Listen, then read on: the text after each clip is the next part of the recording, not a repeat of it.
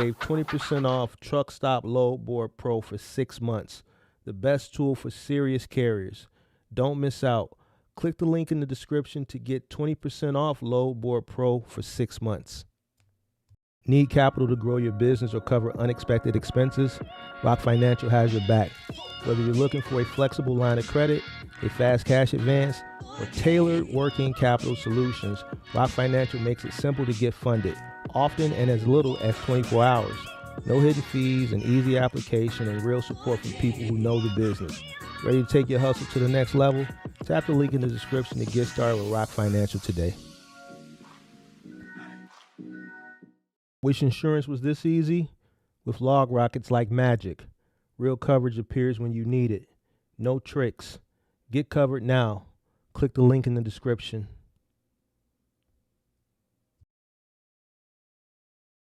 Warning: the following content contains strong language and may not be suitable for children.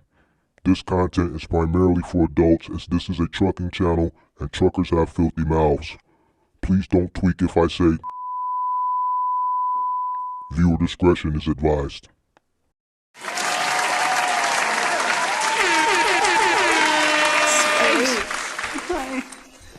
Good afternoon. Happy Juneteenth. How's everybody doing this afternoon?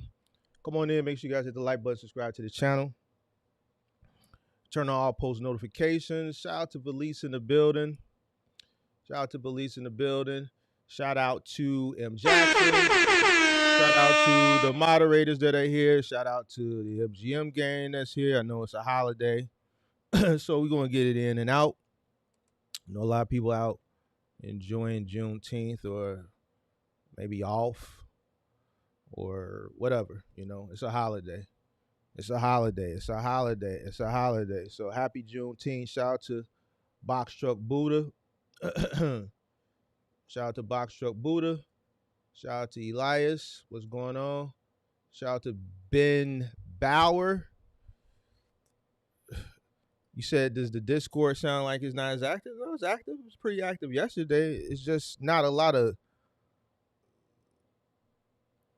shit that's not business related going on in there anymore. I cleaned it up. You know, once you take away the element that it once was prior to me making changes, of course what you see now is what you get. It's a paywall. So people that are coming there now, they're looking for information, and I don't need them to have to be met with shit that doesn't necessarily pertain to the industry, right? So what you get is you get your fleet builder every Monday at noon with me, and then if you VIP, you get your every other Tuesday at noon with me, and then you get all your in-between stuff. There was some people in there yesterday that were going back and forth all day. If you come in and you're looking for something specifically, then you'll get it. You'll get it. So it's just not no shit that ain't got shit to do with box trucking going on. All that bickering and all that other shit that was going on, that shit over with. Bro. That shit was only gonna go on for so long. That shit over with now. What's popping?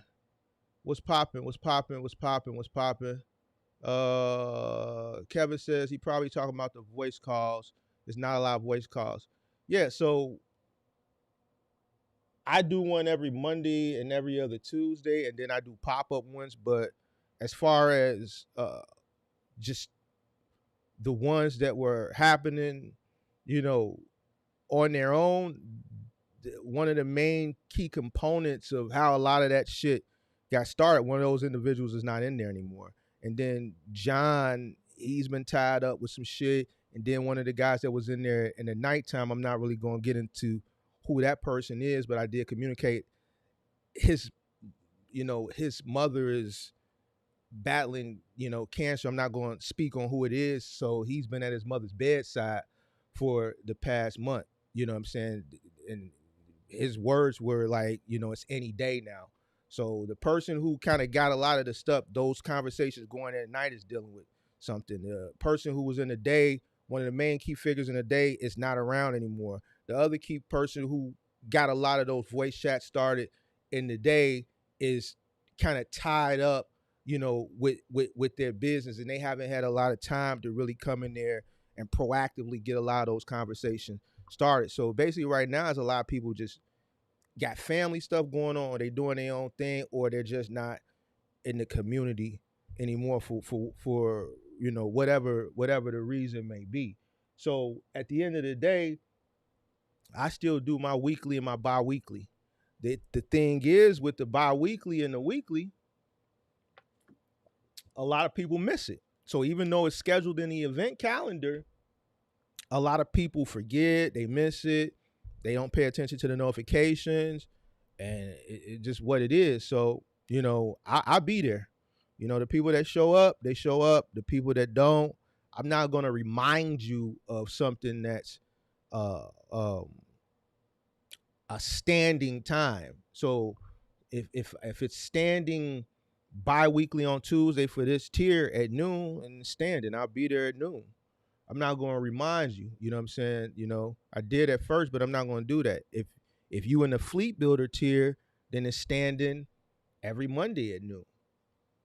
And then when I do pop-ups, it'll send you out a notification, and people won't respond as quickly. Now, it is the summertime, and I've been doing content for 3 years, and in the summertime, uh activity does go down, and then it starts to pick back up middle of August, going into September. Then it picks up, goes on throughout the year. It kind of slows down around the holiday season.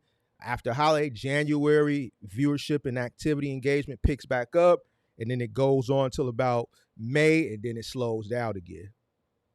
That's just the way this community niche is. So, and it's the summertime, so people is out doing what they do. So it is what it is. Happy Juneteenth to Joe. Who else we got? Shout out to Moving Company Hustle. And I haven't been doing a lot of pop-ups like I used to, because I'm training. I'm training for something too. So the time where I would be in the morning doing those pop-ups, I've been training. I've been doing 2 a days now. So that's why I haven't been doing many pop-ups. But the scheduled ones I'll be there for. So even me, I got something going. I'm training for a marathon. So, so I'm 45, bro. So you know what I'm saying? Like, I'm really training. I posted that pace too. The young boys in the Discord said, man, your pace is nasty for a 45. Listen, y'all got to stop smoking all that dope, drinking all that lean. Yeah, I'm 45 and I'm out running y'all, little nigga. I'm out running y'all shorties. I'm out running y'all. Buddy said, man, Joe, that's your pace? Yeah. Yeah, we doing the 5K in 30 minutes. He said, damn, you did the 5K in 30 minutes? Yes, sir. We doing it in less than 30 minutes now. I'm running at a little bit under 9 pace. I'm running at a little bit, I think 8.53. I'm finna be up there with the Kenyans. I'm finna be running like the Kenyans in a minute. Hey, I'm finna be running like the Kenyans. Got that heart rate down. Got that beats per minute down. I damn near don't even be sweating no more when I run. Listen, y'all gotta stop. Listen, stop smoking the dope. Stop drinking the lean. Start eating right.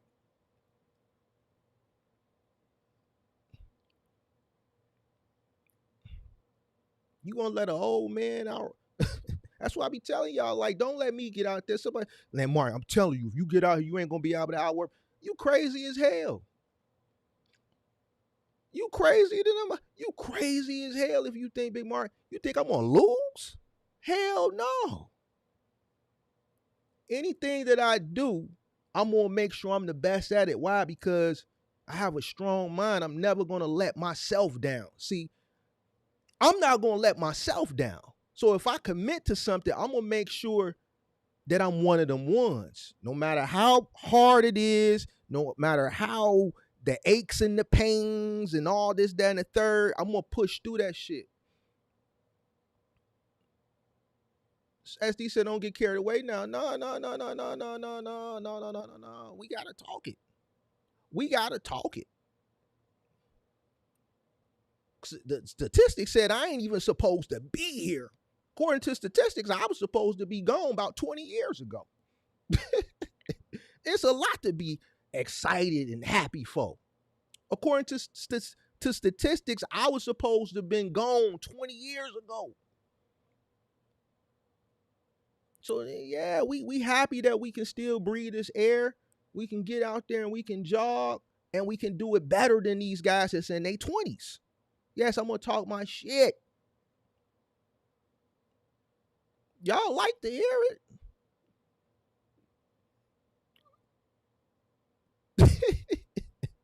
Hit the like button, subscribe to the channel, and turn on the goddamn post notifications. Happy Juneteenth, man. Happy Juneteenth.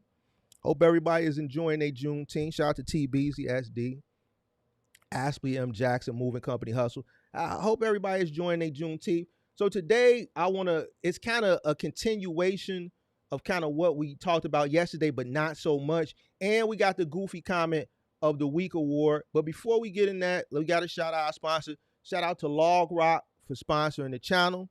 Shout out to all the good people over at Log Rock. If you need insurance or your insurance is up for renewal, about to be up for renewal, make sure you click the link in the description and check out Log Rock today so that they can give you a quote and possibly sign you up for insurance. So what y'all want to do first? Y'all want to get straight into it, or y'all want to do the Goofy Comment of the week? Let's do the Goofy Comment of the week, because the Goofy Comment of the Week award kind of correlates with yesterday, and it's kind of going to go into the reaction of what I want to talk about today. Make sure you hit the like button, subscribe to the channel, turn on all post notifications. Let's get into this Goofy Comment of the Week award. Yo, goof ass. Goofy as hell. All right. Mr. Confetti Red Pill, you are the Goofy Comment of the Week. Congratulations.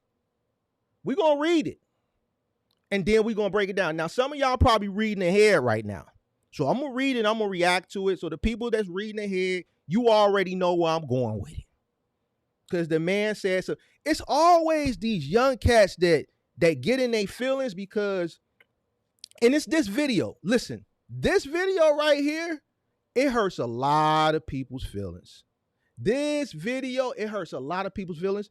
And the people's feelings that it hurts is Gen Zers, because they have this false sense of reality that they can start something for this minimal amount and get this whole big amount of money.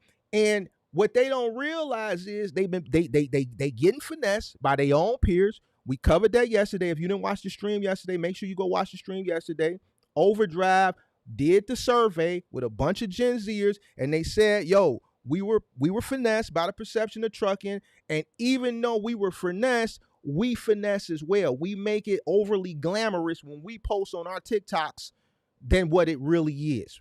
All right. So here's a guy who watched this clip that I cut from a live stream, that I purposely cut, right? Because I knew it would be triggering. Like me, I'm not tripping over all the comments and the goofy shit, because it's what it is. But let's read it. This dude is too negative. I do not like him. Like, bro, I would never write like Bible scripture long shit about another man. If I don't fuck with nobody, I just don't fuck with you. I'm gonna keep going. I'm not gonna take my personal time to write long Bible scriptures about a man, bro. I do not like him. And even to dumb people, he should still sound stupid. Bro really said we haven't talked about the truck yet, but talked about $3,000 for insurance, which I am pretty sure ain't for my dog. Last time I checked, insurance on the truck is by far the biggest expense. Hold on. God damn Yo, it. goof ass. Goofy as hell. I got to read that again. I just want to make sure I read it right, bro. I want to make sure, confetti red pill. I want to make sure I read this right. Last time I checked, who this nigga think he is? Nipsey Hussle? Last time that I checked, insurance on the truck is by far the biggest expense. Yo, goof ass. Goofy as hell. Goofy as hell. How, Sway? Take a few steps back to go. You ain't got the answers, man. You ain't got the answers. Kanye. You ain't got the answers. You ain't got the answers, Sway. Kanye. I've been doing this more than you. Doing what You more ain't than got. me? Come on, chill out. You bro. ain't got the Kanye, answers. relax. You ain't got the Bro, answers. I'm asking you. You a ain't been doing the education, bro. You ain't been doing the education. Kanye, calm down. You don't have the answers though. Calm down. Because you trying to give me advice about something. You ain't got the answer. You ain't spent $13 million of your own money trying to empower yourself. Yes, but I spent hundreds of thousands and putting out clothing lines at a smaller degree. All I'm asking you, and it ain't no Ralph though. It ain't Ralph level. Let me ask you this. I'm asking. Hey, confetti, what you talking about ain't Ralph. It ain't Ralph level though. You ain't got the answers. I've been doing this longer than you. What Kanye say? He said, you ain't got the answers. I've been doing this longer than you. Goofy as hell. Last time I checked, insurance on the truck is by far the biggest expense. God damn it. I gotta find something else. I gotta find something else, man. We gotta slap this nigga or something. We gotta slap sound in this. We gotta slap some sense into this guy. Hold on. I gotta find. Hold on. I think I gotta.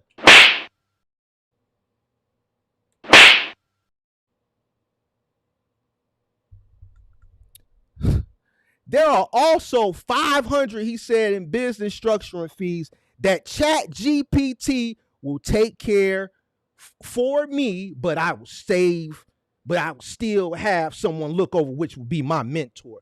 Hold on. We talked about this yesterday. What did we talk about yesterday with this young generation going to Chat GPT? He said there are also 500, he said, in business structure fees that Chat GPT will take care of for me. Goofy as hell. Yo, goof ass. This dude lame. Thumbs down.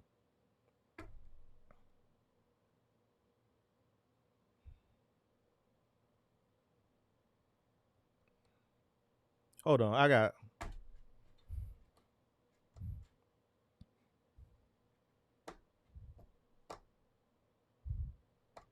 Listen, check this out.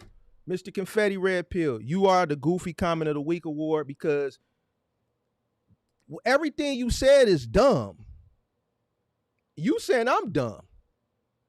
Because you in your feelings that I said you can't do it. 5,000 is not enough. Instead of you taking the information and comprehending it and going and doing your research to understand why, you immediately jump into my comment section in your feelings. This is why you're being highlighted as the Goofy Comment of the Week. The reason I can have a Goofy Comment of the Week segment is because of people like you that are ignorant, that contribute to the 90%. But I, unlike you, I know you said you don't like me. I like you. I don't hate you. I like you. And I'm going to tell you why in a second. What did I say that was negative?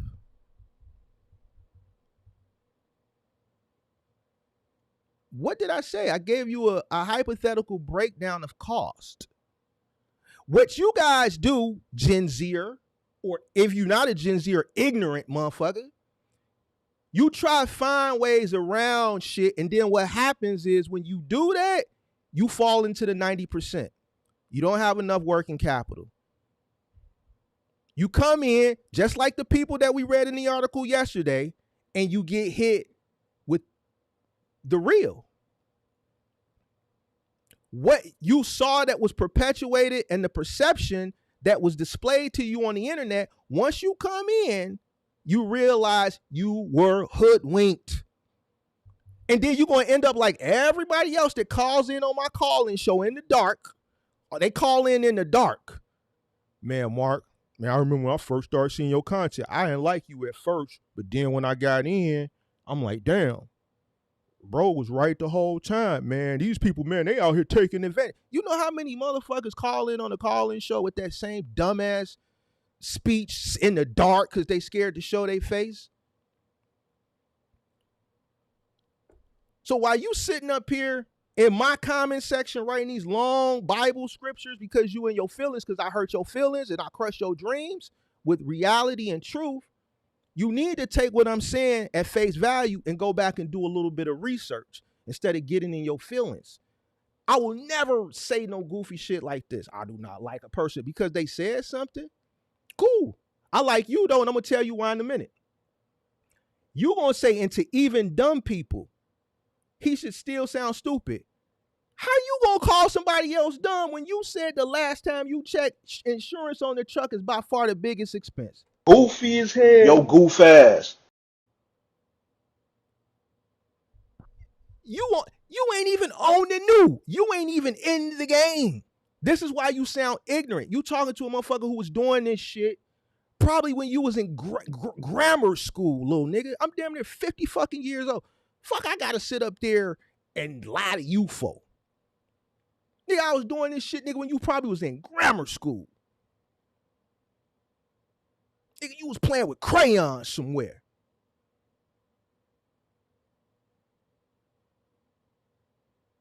You made yourself look like a fool trying to come into a comment section because you was in your feelings, because your perception of you gathering information, seeking to come into this industry, you finally found a video that was different from what you had been consuming.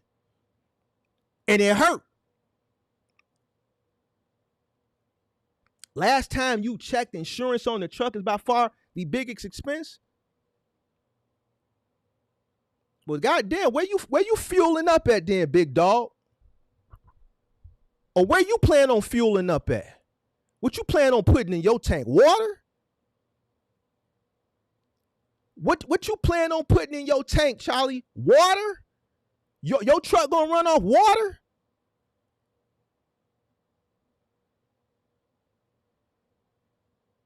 With this mentality, we already know how he coming in. How's he coming in the game with this mentality? It's only one way he coming in. It's only one way he coming in. That's the rental route. Man, motherfuckers, I know motherfuckers been renting trucks since the pandemic, spending $50,000, $60,000 a year on rentals. How? How, Sway? Take a few steps back to go. You ain't got the answers, man. You ain't got the answers. Kanye. You ain't. Let's look at it from a more advanced point of view. Let's say someone has a driver in the truck. You're going to spend more on labor than you spend on insurance. There's so many variables that are going to cost you more than insurance. So while you try to come into my comment section a veteran, and you ain't even on the new, you ain't even in the game yet. You ain't even in the game yet, Charlie. Listen, you make it easy for me to make content. I can just I love destroying you little whippersnappers. Let's get past the insurance thing. I think I crashed out on the insurance thing enough. I think y'all get the point. Now, when I got to talking about the structuring of the business, obviously you can structure the business yourself. Most states charge you about $150, $200. You can get it expedited for about $100 more. But we know a lot of the younger people, they like to go through other people because they don't sit down and do this shit themselves. One, because they don't know how to. What I'm starting to find out, they can't comprehend. They go to, what's that website, TaylorMade or whatever the shit is. They rather just pay somebody to fill out a sheet of information with their name, address, their whatever, their LLC, get it out the mud trucking, put a fucking $100 check or money order in an envelope, lick it, put a stamp on it, or pay it online with their credit card, however their state requires them to do it, and do that shit themselves. This fool says Chat GPT will take care of it for me. What were we talking about yesterday with these young cats with Chat GPT? First of all, how is Chat GPT going to take care of your structuring for you? You need to go to Chat GPT. How is he going to do it for you? How is Chat GPT going to structure your business for you? Listen, check this out, bro. Anybody that's coming into this business or any business, this new generation and the generation coming after you, listen, if you can't beat these cats, then you just worse off than them.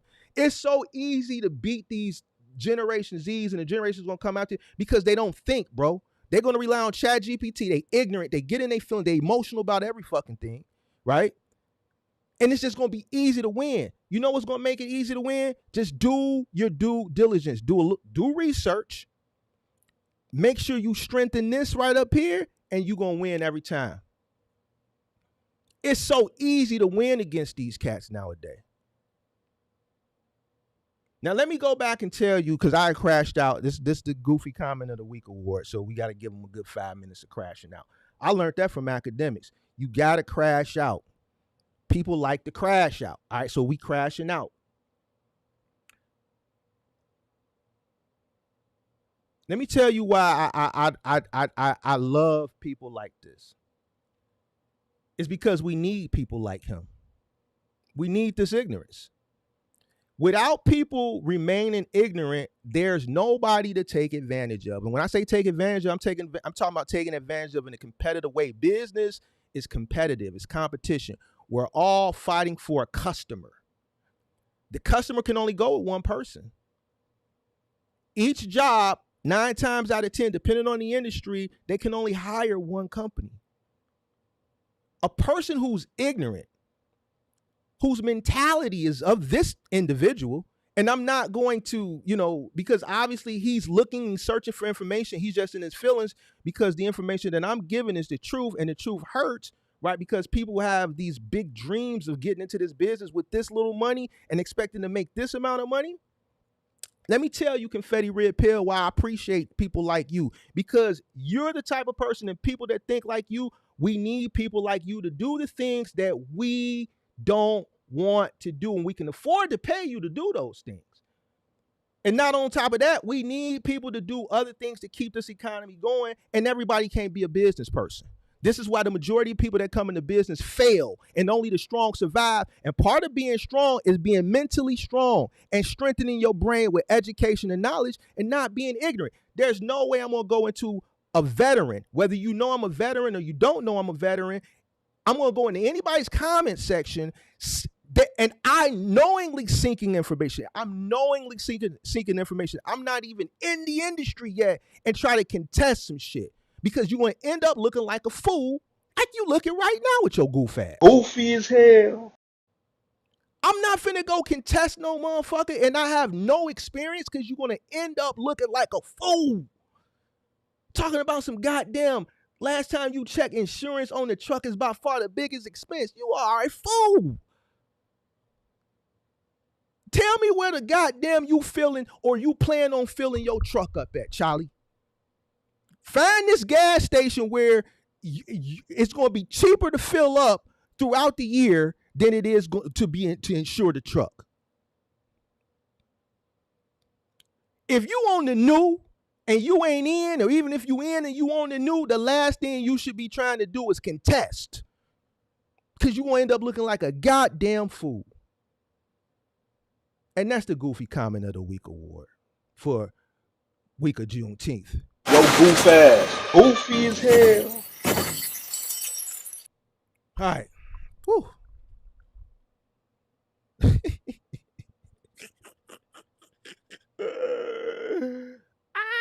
Shit.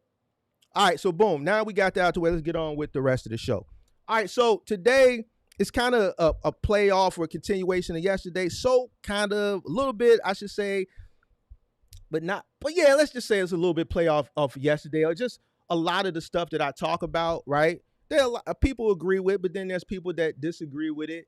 And it kind of correlates with what we just saw as far as the Goofy Comment of the Week award. Let's get into it. Let me pull it up. And then we're gonna react to it. Hold on. Let me pull it up and then we're gonna react to it. Let me pull myself up on the big screen.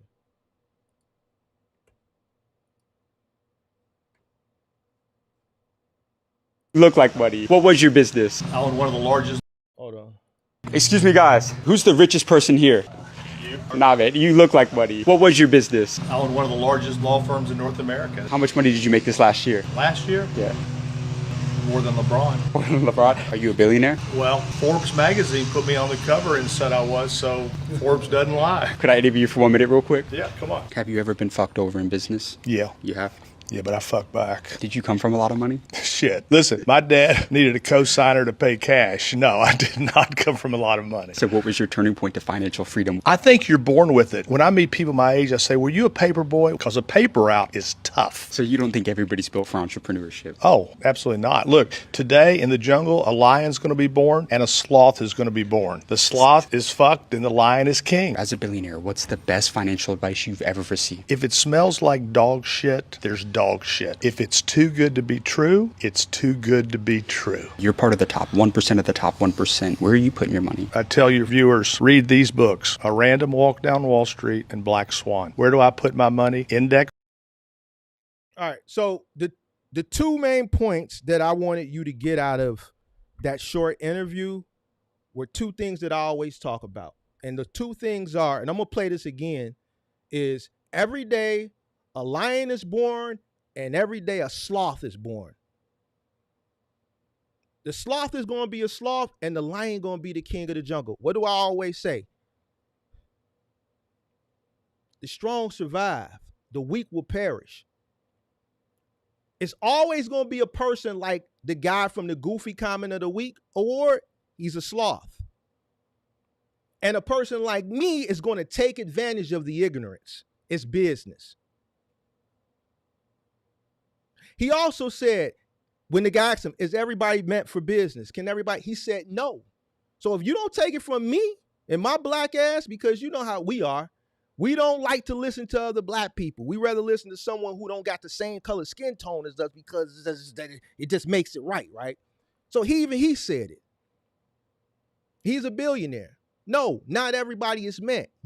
Listen, in our industry, the reason why the percentage of failure rate is high is for a reason. Not everybody gonna win. The third thing he said that I always talk about, if it sounds too good to be true, it's too good to be true, which goes back to the Goofy Comment of the Week award guy. The moment he found some content that was truthful, his feelings was hurt because everything that he had been consuming was too good to be true, and that created this level of ignorance and arrogance. Arrogance to the point that he could think he could come into my comment section, whether he knowingly knows or doesn't know that I'm a veteran, to be seeking information, to be acquiring at a stage where you're acquiring information to enter into an industry. You're not at a point where you can contest anything. You're ignorant. So that level of arrogance from the information, the false information that you've been consuming, has created a level of arrogance which has contributed to your ignorance, fool. So a guy like me who's a lion, who says it all the time, and a lot of people, you get mad and shit, but even the billionaire says it. So when I say, listen, Goofy Comment of the Week award guy, why guys like me appreciate you? Because you make it easier for guys like me. I don't want to compete with a bunch of guys like me. Michael Jordan didn't want to compete with Larry Bird. It's easier to get to the chip competing with a goddamn Mark Jackson. It's easier to compete with a goddamn Dan Marley than a Clyde Drexler or a Hakeem or Sean Kemp or Karl Malone or John Stockton. It's easier for Michael Jordan to compete with Jeff Hornacek. So when I say, listen, as a lion, as a person who knows how this shit works, we appreciate guys like you because you make it easier for us. If you want to be ignorant, continue to be ignorant. So when I sit back and I assess this industry currently for people that are coming in, yes, it is a little bit difficult than, the time frame shit damn near almost 2 decades ago when I came into the industry. But you know what's easier today? That's so much easier? Your competition. The competition pool in today's climate of box trucking,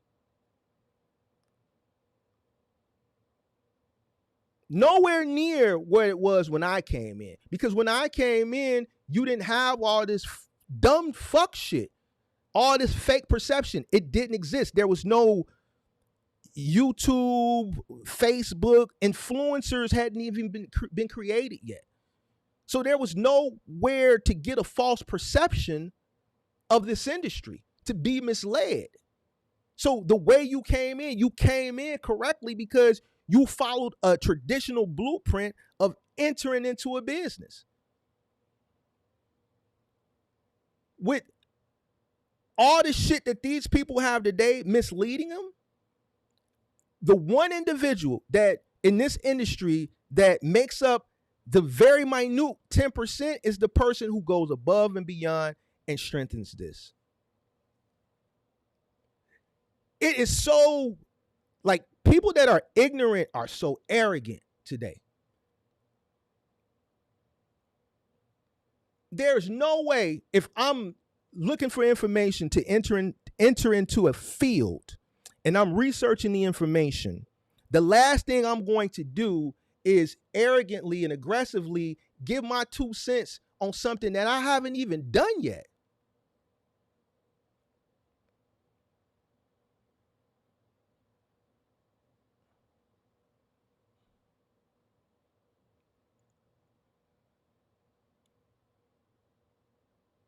Mark, it's enough money out here for everybody. Says who? Well, why everybody ain't making it? Why you got a 1%? Why do 90% of the people that come into this industry fail? Why do 50% of the people who start a business the first year fail?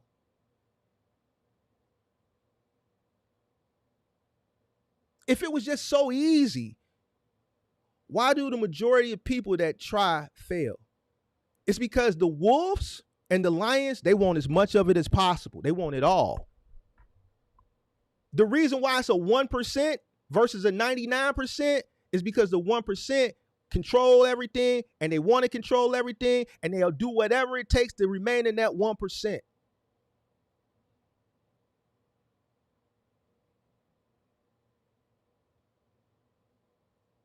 Legal or illegal. We can go back to JFK. Since it's Juneteenth, we can go to Malcolm. Listen, we don't want these people to get too much knowledge, man. He enlightening these people, man. Get rid of them.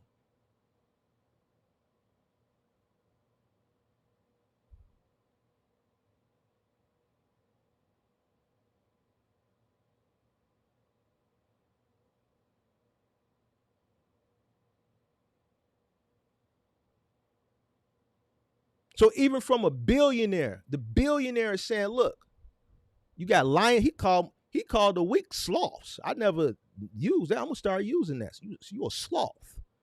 He said, yo, you got lions and you got sloths. The lion's gonna always be the king of the jungle.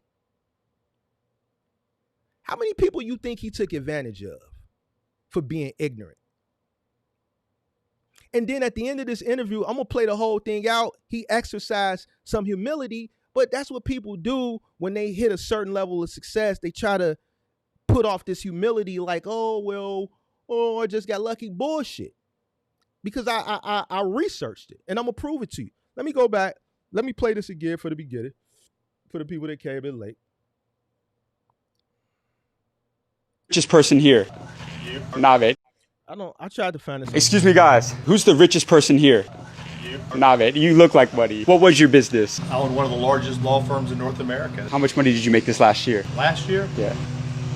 more than LeBron. LeBron, are you a billionaire? Well, Forbes magazine put me on the cover and said I was, so Forbes doesn't lie. Could I interview you for 1 minute real quick? Yeah, come on. Have you ever been fucked over in business? Yeah. You have?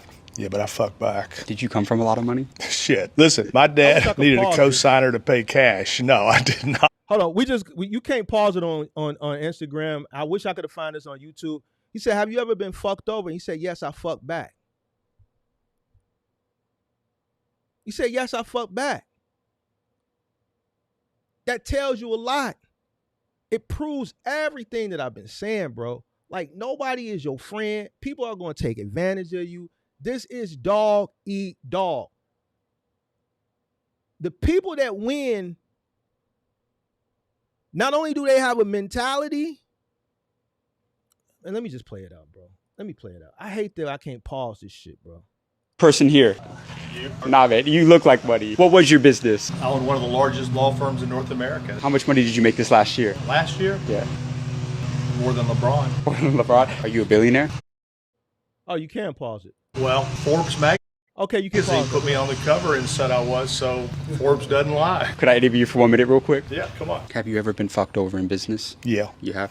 Yeah, but I fucked back. Did you come from a lot of money? Shit. Listen, my dad needed a co-signer to pay cash. No, I did not come from a lot of money. So what was your turning point to financial freedom? I think you're born with it. When I meet people my age, I say, were you a paper boy? Because a paper route is tough. So you don't think everybody's built for entrepreneurship? Oh, absolutely not. Look, Everybody's not built for entrepreneurship. Everybody's not built for it. So don't take it from me, take it from the billionaire guy. So even with understanding that and knowing that, if you were ignorant and you thought that, oh, just because I started a business, that's my key to financial freedom. No, it's not. You have to work for that. You have to earn it. You have to fight for that. You have to take what you want. Coming into business doesn't mean you're going to win. Now, I'm not saying this to be negative. I'm telling you this to prepare. Because when you come in, it's going to be somebody that you're going to have to fight and compete with. And they're going to want the same thing you want, and they're going to want what you have. And they're going to try everything in their heart and their power to take it from you. What are you going to do to stay on top? Are you going to sacrifice? Are you going to work harder? Are you going to continue to educate yourself? What are you going to do? Just having a business is just not enough. today in the jungle, a lion's going to be born and a sloth is going to be born. The sloth is fucked and the lion is king. As a billionaire. In the jungle, a lion's going to be born, a sloth is going to be born. The sloth is going to be fucked and the lion is going to be king. What do you want to be? What do you want to be? The guy in the goofy comment, he's a sloth. Doesn't mean he can't be a king, but the mentality that he currently has is that of a sloth. And if he enters in with that mindset, he's going to lose. He's going to get fucked. He's getting fucked right now and he don't even know it because he's consuming ignorance and he's accepting it. We appreciate people like that because we need people like that so that we can keep getting ahead easier. We don't want to compete with a bunch of people who are educated. We don't want to compete with a bunch of lions. We appreciate people that want to be sloths. It makes it easier. What's the best financial advice you've ever received? If it smells like dog shit, there's dog shit. If it's too good to be true, it's too good to be true. The problem with today's generation and people that are coming in business, even if you're older and you believe this bullshit that you hear, you think you can start something so small and make this massive amount of money. Like, y'all don't believe that, if it sounds too good to be true, it is. This was a saying that, we were raised on. Listen, if it's too good to be true, then it probably is. Like back in the day, you had like these Ponzi schemes and all that shit you used to see on them 1-800 numbers. Call 1-800 and all these Ponzi schemes and what they used to have back, these triangle schemes. People would come to your house and tell you, well, hey, if you sell this, we can sign you up and you sell this. And then when you sell it, everybody that you bring on, everything that they sell, you're going to get a percentage of that. And they had these vacuum cleaners back in the day that everybody used to get. I think it was called Kirby's, and they try to promote you to sell Kirby's and all this goofy shit. Triangular schemes, or Ponzi schemes, or all this goofy shit. It's the same shit. If it sounds too good to be true, it probably is. A lot of people that watch content, it don't even got to be with trucking. It could be with, trucking. It could be with, crypto. It could be with, we see the during the pandemic, we saw the Airbnb, the Turo schemes. Look at the Turo people that was promoting Get Turo. You got people crying online right now, losing their cars because they went out and bought all these cars. They leveraged their credit. They went out and bought all these cars, and now they ain't renting no cars. Why they ain't renting no cars? One, people ain't got no money. People ain't trying to turn up and stunt, and they are, but they can't because the money isn't as accessible as it was during the time period when there were content creators pushing that whole Turo shit. So now you got people on YouTube and Instagram crying about their cars are getting repossessed because they're not turning them over enough a month to be able to cover the note.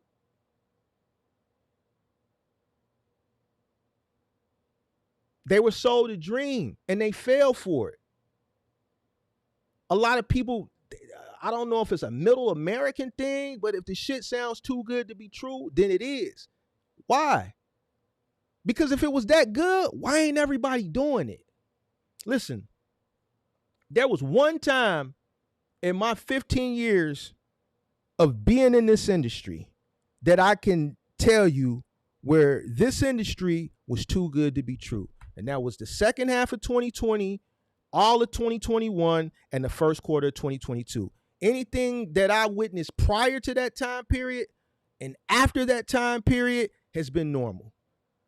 That period, the second half of 2020, all of 2021, and the first quarter of 2022, that was the only time period in this industry where it was too good to be true. That was it. You know why? Because everybody that came into the industry, that was active in the industry that at that time was making money hand over fist because of what was going on. And there were people that got caught up in that euphoric phase of the pandemic, of a bubble, that was ignorant, that didn't know any better, that thought that that shit was going to last forever. That was the only time. Why? It's too good to be true. And everybody was doing it and everybody was winning. The moment the market started to correct itself to go back to a sense of normalcy is when everybody started to fail and everybody started to complain. 2020, 2021, everybody was happy. Oh, trucking is the best thing in the world. Box trucking is the greatest thing. Well, okay, well, where was this hidden gem prior to Q3 of 2020? And how come it wasn't heavily promoted prior?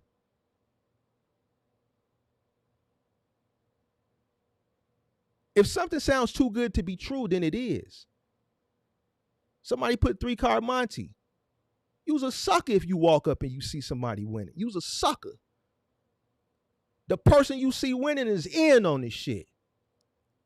That shit is rehearsed. Yeah. You a sucker if you fall for that.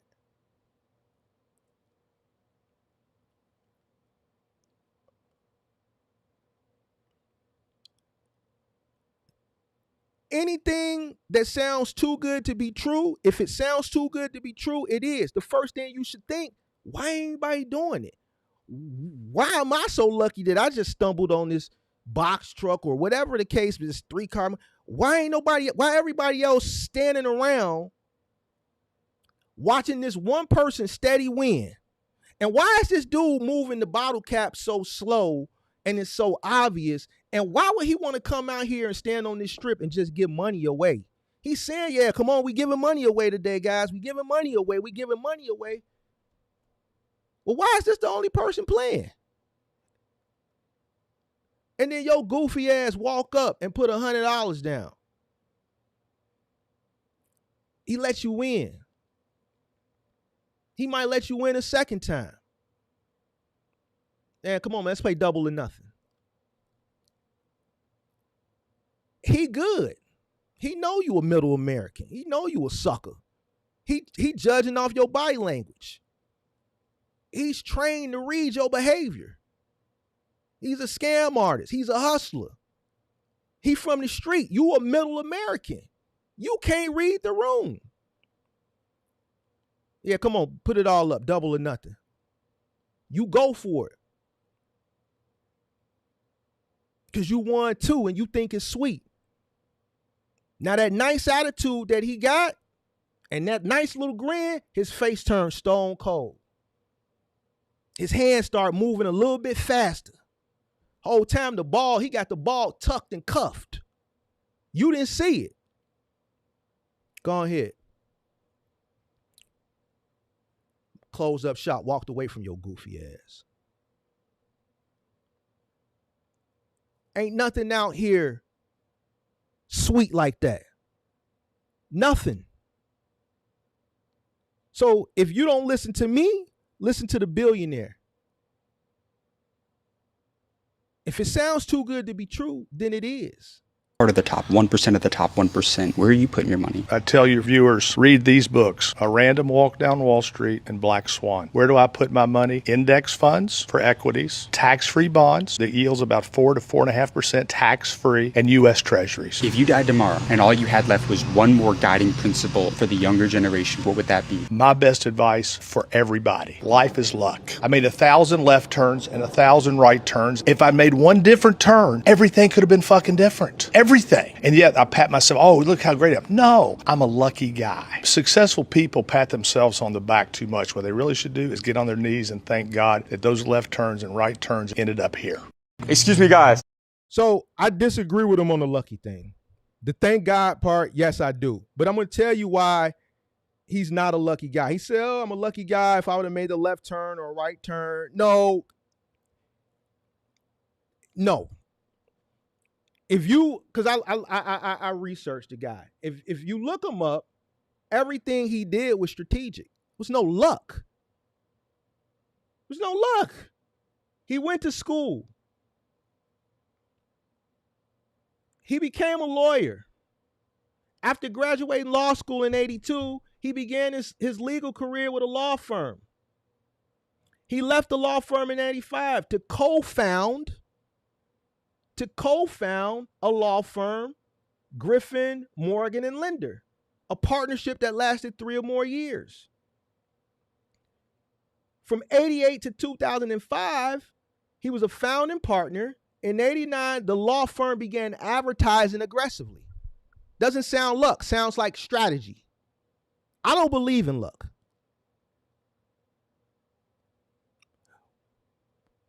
What you got to understand with billionaires, what they do once they reach a certain status, and you may, once I start talking, you may know what I'm talking about because you can start thinking about billionaires.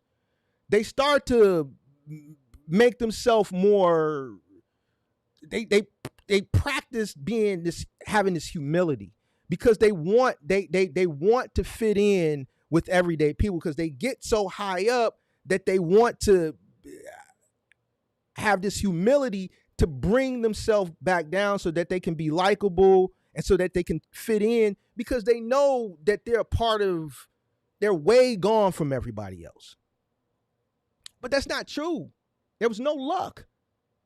Everything he did was strategic. So after they started the law firm, they began the law firm. Okay, where I leave off at better? Where I leave off? He's just come for the Patrick. Where I leave off at? Where did I leave off at? All right, here. In 1989, the law firm began advertising aggressively. So once he started the law firm, after a few years, then they started marketing themselves aggressively, specifically on television and radio, which drew criticism from the legal community. The firm also recruited other top lawyers. So not only did they start advertising aggressively, they went on a hunt for the top lawyers from all different law firms. So they marketed and then they started to recruit the best of the best. By the early 2000s, the firm expanded. So they started growing. It's like in this industry. You scale. Where's the luck? It's strategy. Bullshit. The firm started to expand from Florida with 420 employees. By 2013, the company had 260 attorneys among 1,800 staffers across 5 states. In 2005, Morgan bought out his partners. Where's the luck? Where's the luck? He just wants to fit in with normal people. He wants to have this sense of humility so people don't look at him a certain way. He still wants to hang out with his friends that ain't billionaires, so he presents this level of humble. No, that shit ain't luck. Everything that I'm reading is strategy. He bought out his partners and renamed the firm Morgan and Morgan. He put his last name on it twice, adding his wife Ultima as his partner, Morgan and Morgan. 3 of his children eventually joined him in the law firm. The firm bills itself as America's largest injury attorney firm. In 2021, Morgan's law firm fired half of its marketing department. Morgan has been involved in a number of notable legal cases. All right, so that was our strategy. Now let's get into some more of the meat and potatoes of why he's where he's at. Morgan is a prominent donor of the Democratic Party. Sounds like strategy. Let me position myself. Into politics. Let me start donating to a specific party. He served as former President Bill Clinton's state and finance chairman. November 2016, he was considering running for governor of Florida. Morgan has been an advisor and fundraiser for Bill Clinton, Barack Obama, Hillary Clinton, and Nancy Pelosi. Strategy. I want to position myself. I'm going to give money. I'm going to put money in your war chest. I need favors. Hit the like button, subscribe to the channel, turn on all post notifications. I don't like where the likes is at right now. Hit the like button, subscribe to the channel, turn on post notifications. Morgan donated to Hillary Clinton's 2016 presidential campaign. That shit don't sound like luck. It sounds like strategy. Morgan gave $355,000 to the Biden Victory Fund August of 2020. He's buying favor. There's no strategy. There's no luck. That's strategy. It's positioning. Positioning is part of strategy.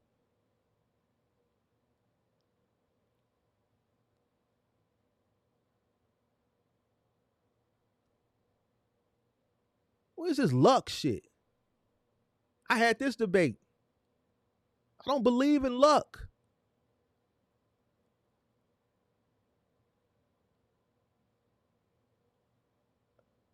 I don't believe in that shit.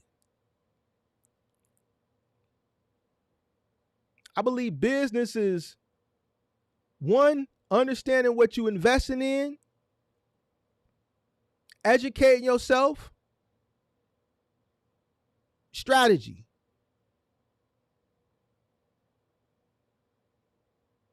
Work ethic, perseverance.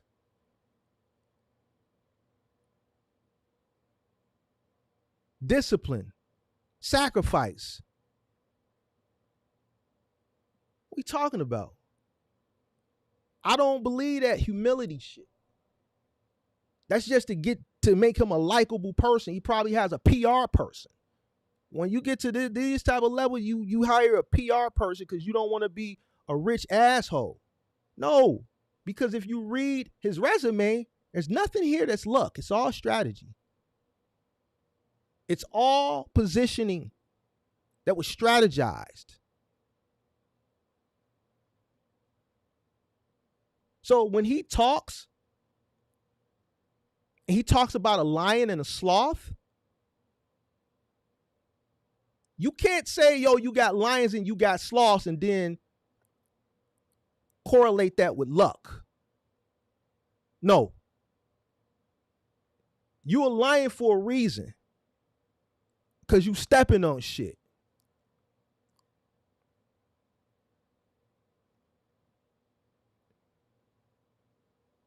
You a lion for a reason because you stepping on shit. You see something you want, you don't ask for it, you take it. You see an opportunity, I'm not asking, I'm taking this shit. That's the difference between a guy like him and a person who like the goofy comment of the week guy.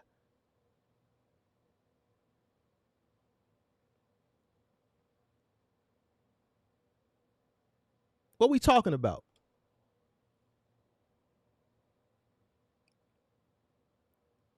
What we talking about?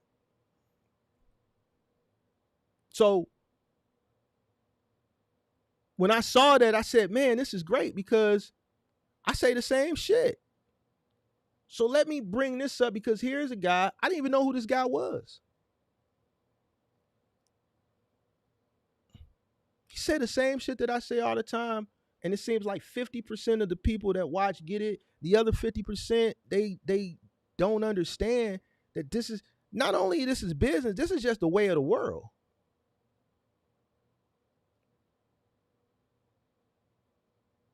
This is the way of the world.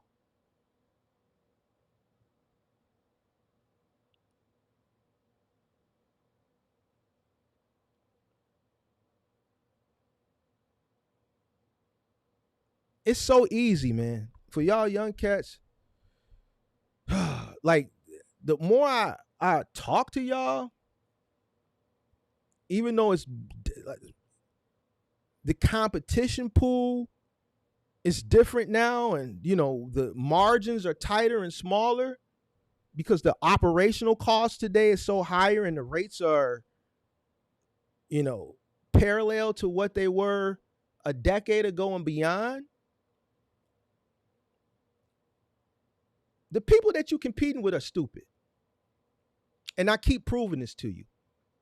I try not to use that word, but I see I got to get a little bit more aggressive. So what I don't understand is if you see that, I keep showing you this.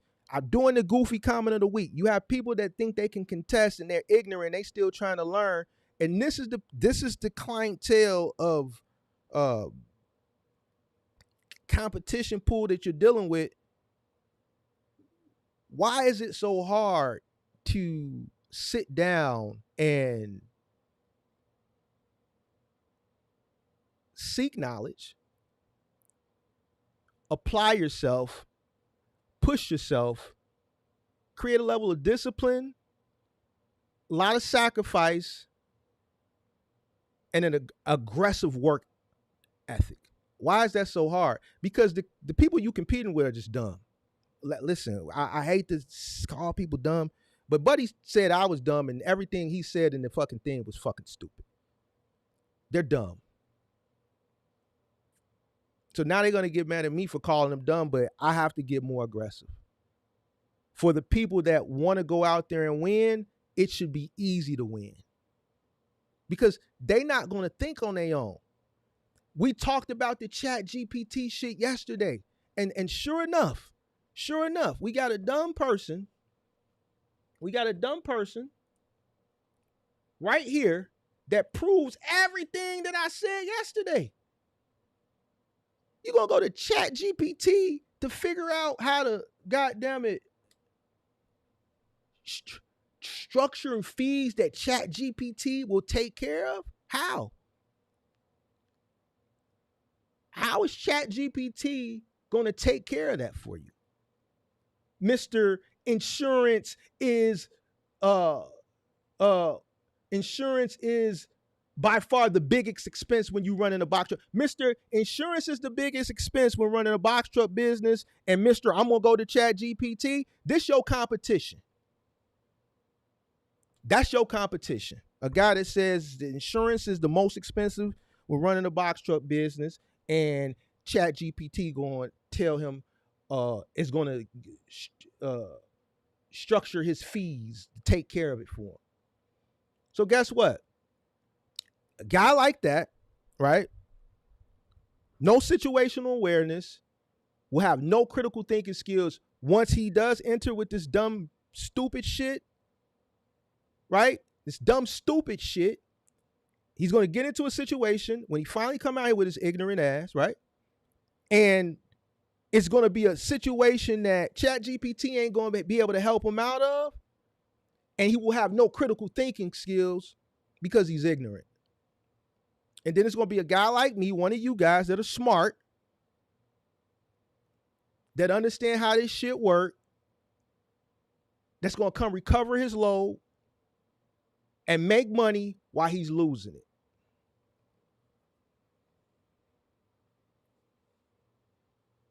You said keep it on the screen? I love when people write ignorant shit, bro. Because this is why, listen, to all you ignorant people, keep being ignorant. It's always going to be a place for you, Ed. God damn it. I need people when I go get my car service. I need you to check me in when I go get my vehicle service. I need y'all to ask me, do I want tire shine when I go to the hand car washes? I need people to, listen. I need you to bring me my food.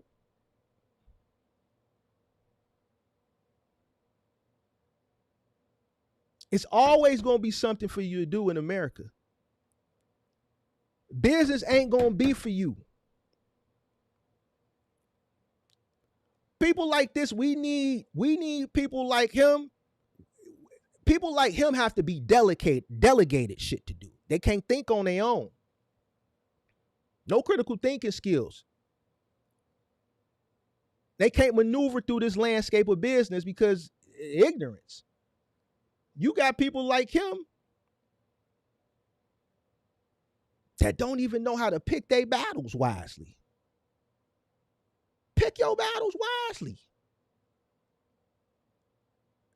Look how stupid this shit is. He's calling me dumb because his feelings is hurt. This video, I swear to you, this video hurt so many feelings. It hurt so many feelings because it's the truth. They can't help themselves but come into my comment section, and I love it. And they just tell on themselves. They be so in their feelings and so ignorant that they just come, write these long paragraphs, and tell on themselves. Last time I checked, insurance on the truck is by far the biggest expense. Goofy as hell.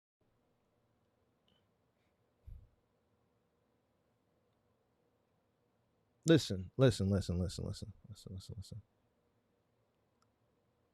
I realized why I slowed down on my live streams because I wasn't getting enough hate. It came a time period early in the year when when January hit, all the would-be 5,000ers, I'm gonna call them the 5,000ers.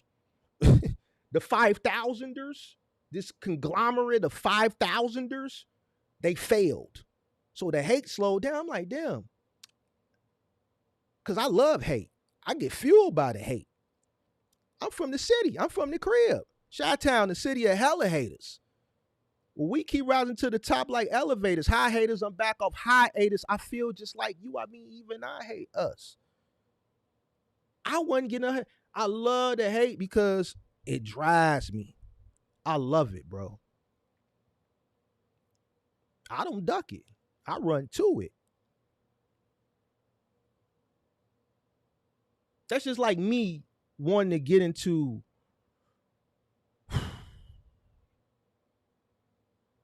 landscaping, let's say.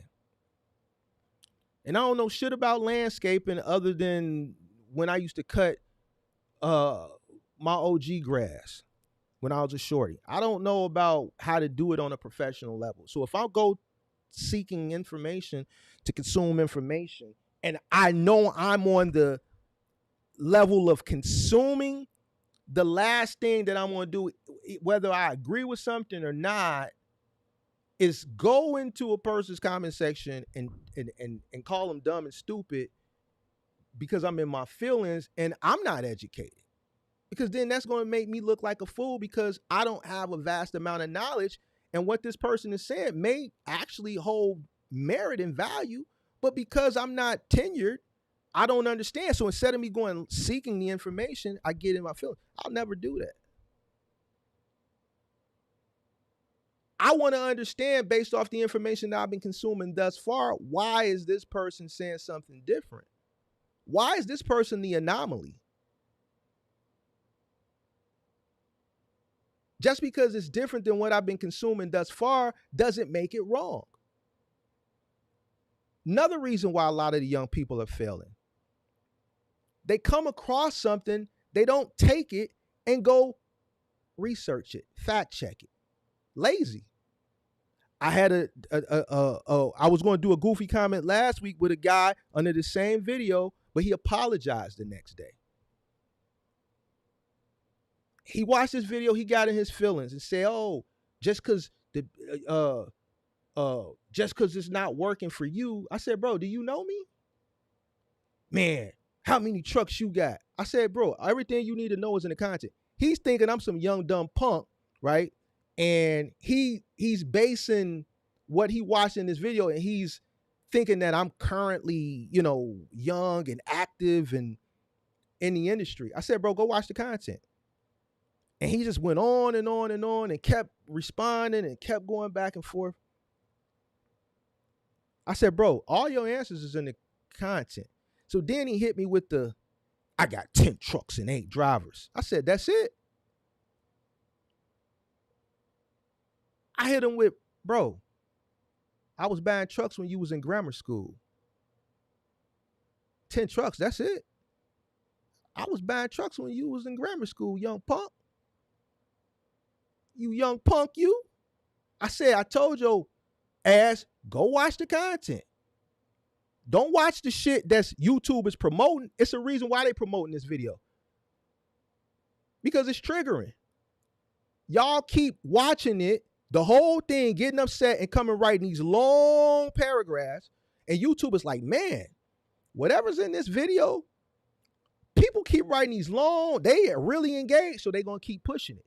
The shit, the answers that you want is in the shit that they're not pushing, because I know a large percent of my viewership comes from people like this, black or brown. And what we don't do is we don't go seek the knowledge. We'll come across a video that says, "Yo, how to create a market analysis." And then we'll see that it's 3 hours long, and then we'll keep going. But what you don't know is that if you would have clicked in that video when I was doing this type of content 2.5 years ago, where I was doing these 3-hour lectures like I was a goddamn MIT professor, where I was taking all my time, putting together these long ass PowerPoint presentations, going slide by slide, lecturing each bullet point for every single slide. Once I realized y'all niggas weren't gonna or just don't want to be educated, I said, why am I wasting all my time for days putting together these PowerPoints to put these PowerPoint presentations on and these lectures for 3 and 4 hours when people don't want to consume it? He was the one guy last week that actually did. And he took him all night, because the next morning he came and he apologized. He said, "I apologize. I went through it. Yeah." That video was triggering. This one video is triggering because this is a video that YouTube, this is like the first video when people seeking information that people see from me. And I'm not taking it down because it's the truth. It's not my feelings that you was lied to. Like the article that we went over yesterday that Overdrive put out, as far as the Generation Z saying that they've been misled. And that even though they've been misled, once they come into trucking, they glamorize it and they know it's wrong and admittedly know it's wrong. It's not my fault. So when you get hit with the truth, and I know I look a lot younger, because that's why I said, bro, I was buying trucks, and that's when his attitude changed, and that's what made him go actually do the research and the content. Because I know I look younger than what I am. I'm damn near 50 years old, right? And I know I don't look it. So when people see this, they think I'm some 29, 30-year-old motherfucker that, nigga, I'm not like you. I'm speaking from years of experience. Let me tell you something. So when I say this, check this out. Even on my exit, the lion and the sloth analogy holds precedence. Every single sucker, and I'm telling you this because it's the truth. Businesses,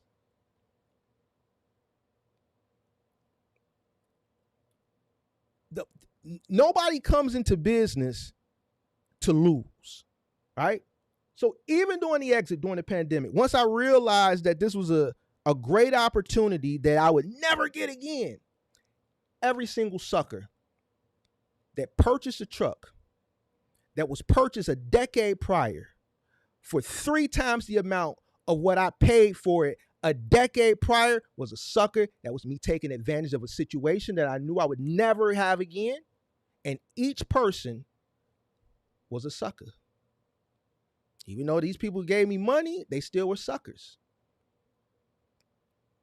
They followed the same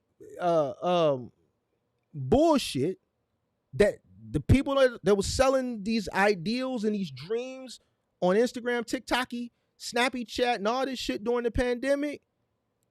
They followed that bullshit and they ultimately got taken advantage of.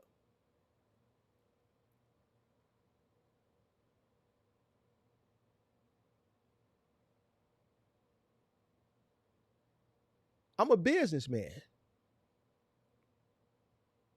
It was too good to be true. The one time. So even during that time period that I talked about earlier, the only time, because never in all my years of existence have I known of a time period where you can take a depreciating asset and sell it at an appreciated value. As a businessman, you motherfucking right, I took advantage of their stupid ass. Why? Because if I didn't, I'd be fucked right now. I would have all these assets sitting, struggling to find and keep people retention because of what we're dealing with as far as the aftermath of it would be my problem because my assets were already paid off. Kicking myself because I would be saying, Mark, you a smart businessman. You know how to forecast. Why wouldn't you take advantage of that opportunity? Because that's an opportunity that never presents itself. What would make you think that shit was going to go back to what it was? Why wouldn't you mean to tell me something that I paid in 2013 X amount of dollars for, ran those trucks for 10 years, the value depreciated. I'm able to sell it now for 2 to 3 times the amount. So basically I got a free truck and made money. That shit never happens. I would have been kicking myself. You goddamn right I took advantage of their ass. Do I know the trucks was worth less than what they were paying for them? Absolutely. But because of social media and these influencers during that time and the scarcity of the asset, the value went up. Well, am I supposed to be like, no, just wait? Hell no. The motherfuckers was coming with cash. Now, I'm a businessman. So when I see guys like this, I don't get mad at them. Yes, I'll do my content. I'll crash out for satire. You dig what I'm saying? But guys like him, I like guys like him because guys like him is what keep guys like me paid. And in business, it ain't unethical. It's a person who lacks knowledge versus a person who doesn't. Buy for $1, sell for $2.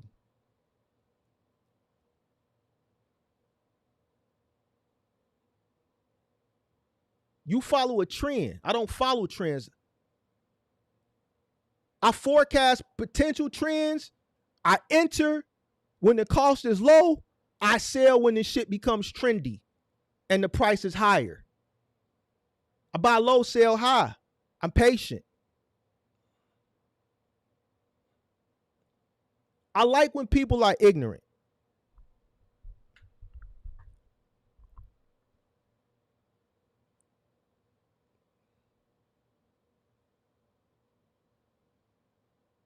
Continue to be ignorant, and you're going to continue to lose. Continue to be uneducated, and you're going to continue to lose. Continue to think fat meat ain't greasy. You're going to continue to lose. Continue to think that if it's not too good, if it's too good to be true, then it probably is. Continue to not think that. You're going to fall victim every single time.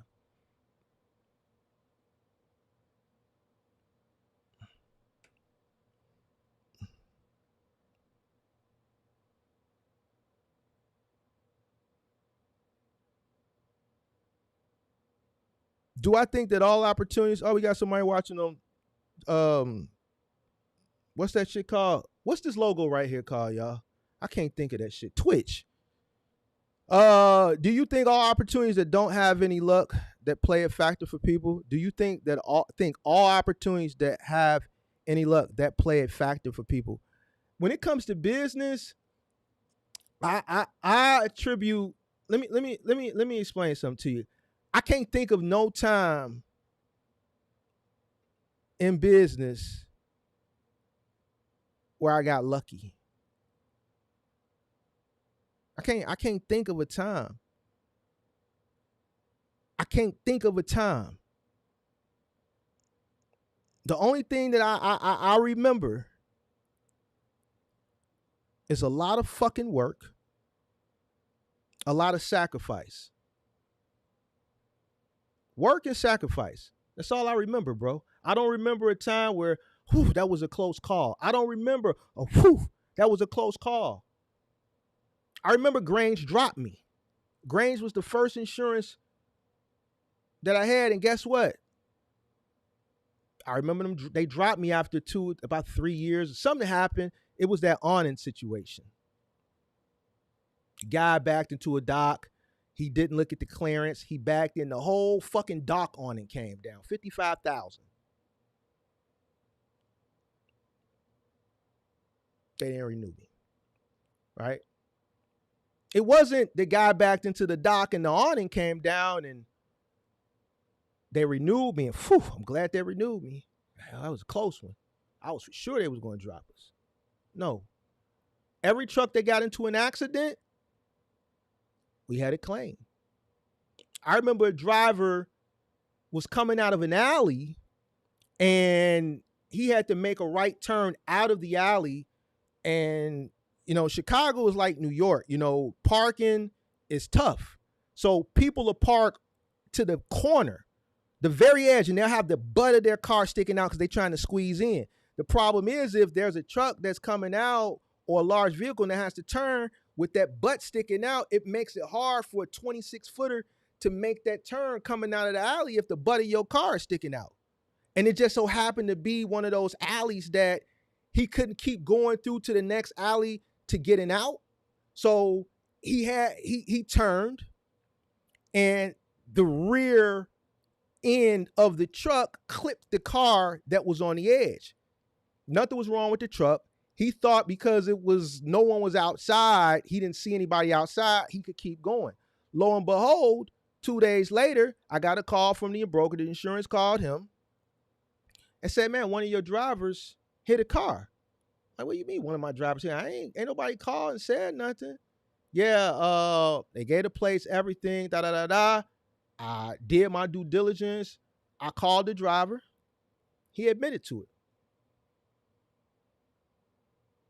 I had to pay a deductible. There was no luck there. We didn't get away with it. I had to pay. Every single thing I did, there was a strategy that was associated with it. When I decided to scale, I strategized it. There was never a time that I can remember where something happened and I got away with it, or I just happened to make this lucky decision. No, everything was thought out again, ran past some people. What you think about this? And these people that I used to run shit past weren't even entrepreneurs. So really, I just was running shit past people just to hear what they say and then put that in my back pocket, run it again, think about it again, and then I acted on it if it made sense. Never did anything without thinking it through. Down to the purchasing the trucks, the type of trucks. When I bought my first new truck, there was a reason why I decided to buy a new truck after the 3 trucks that I bought prior to that were used. It was a reason why I bought a new truck. Truck number 4. Everything was a reason. It was a thought. None of it was luck. I can't think of no lucky situation.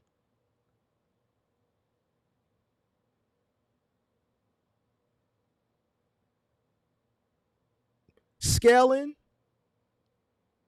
opportunities presented itself. I took advantage of them. Wasn't just luck. You know why Dynamics called? It's because I had a successful moving company, and just at that time, they were struggling with IKEA. Yelp was still very, very new. A lot of companies weren't on Yelp at the time. I happened to be. So when they went to Yelp to hire moving companies to save this contract, which they eventually lost anyway, I just happened to be one of the few companies that was on Yelp at that time in 2012, 2013. It wasn't luck. It was because we were providing a great service and the reviews were really, really good. So the channels that they went to source companies to bring in to have this meeting to ultimately help save this account that they were on the verge of losing, it was because of the work that was done. It wasn't luck. The opportunity of scaling, once I got in there, I saw that the opportunity, they were struggling. They kept asking, do you have another truck? Do you have another truck? Yes. I don't, but I got people that'll work and I can go get one until we can transition into buying one. The more opportunity they gave me, we just went and got another truck. And then as we held on to those contracts or those routes for a long period of time, did we transition out of the rental into me acquiring a truck to run specific routes? Wasn't luck. We already in there. Opportunities are presented. So I'm not going to tell you no. I don't leave no food on the table. Nothing. It was wild, wild west back then. It wasn't, yo, we need an extra truck and an extra crew, but they ain't in our system. We got to onboard them. No, send whoever. See, back then it was the wild, wild west. Dynamics, I only had 2 or 3 people that was actually onboarded in the company, and we was running over 10 trucks for them. You can never do that today.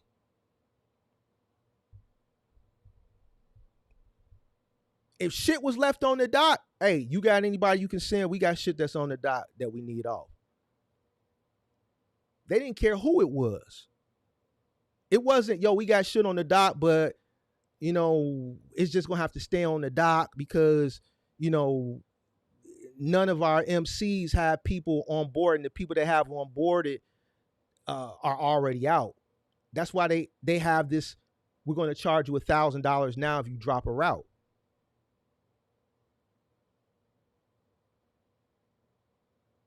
That didn't exist back then. You dropped a route, the 3PL was scrambling to find an MC. They couldn't have an IC do it because an IC only has their one truck. They had to look for an MC.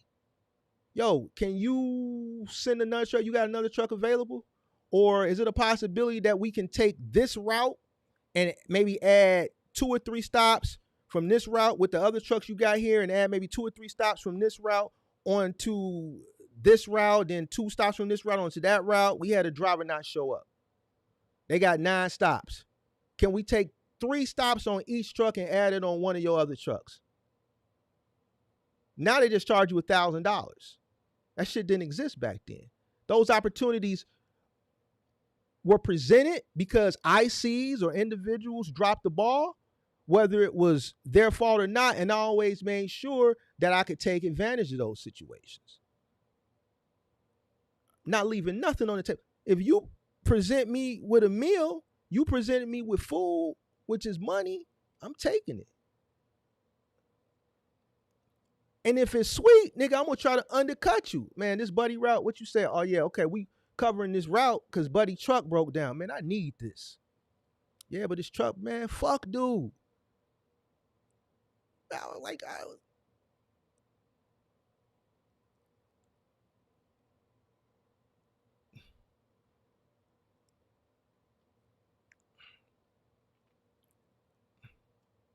You don't,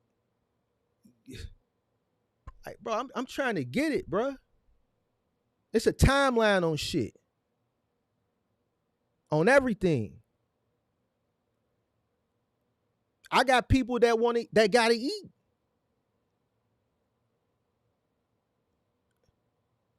I'm worried about my people. If you present an opportunity to me, then I'm gonna take it. And if that presents an opportunity for me to keep it, guess what? I got some wolves right here that, man, Mark, man, I need to work every day. I'm gonna find something for you. Not only do I want to find something for you so you can work every day, but me putting you in a truck every day, I'm making more money too. The more trucks I add, the more money I make. So if I got wolves that's hungry and I got resources, which is capital, which a lot of these guys like Confetti Red Pill don't understand, anytime an opportunity gets presented to me, I can say yes because I have capital. I can't say I'm not going to put myself in a position to say no because an opportunity is being presented to me and I can't take it because I can't afford to take it. No, I can take it because I can afford to take it. Don't leave your food around me. I'm telling you this. In business, I'm going to take your shit.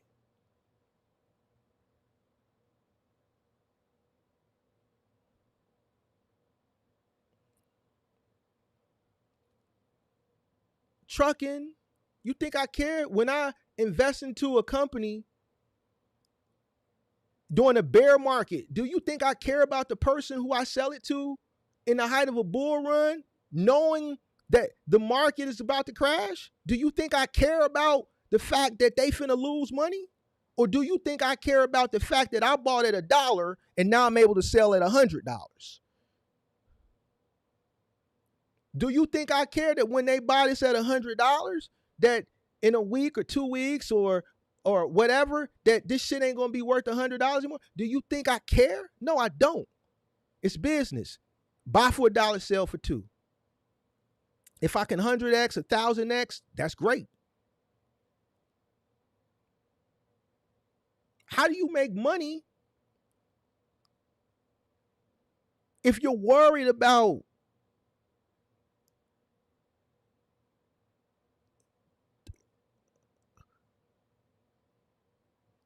I don't understand it. Goes back to what I say, we need people to be ignorant. If everybody was smart, then everybody would be buying for $1, and then there would be nobody to sell for $2 to, because everybody's smart. Everybody's buying when the market is low. They're buying during the bear market. Everybody's buying. Then we would have no economy. We need people here. And unfortunately we need people all the way down here. That's the unfortunate thing that people don't understand. And then, like, I have to have these conversations with these Gen Zers, like who I had, Dave, and it was another person I had a conversation with a few months ago, and they were just, why is things like this? And listen, I don't know why, but here's the thing. It is what it is. Why? Forget why. Take why out the equation. It's what it is. What you gonna do? You could be here, or you could be here. You know what's down here. So why would you want to be down there? I'm not finna waste my time worrying about, I need to be up here somewhere, bro. And whatever I gotta do to get here, and then once I get here, I gotta maintain there. I know what being down here presents.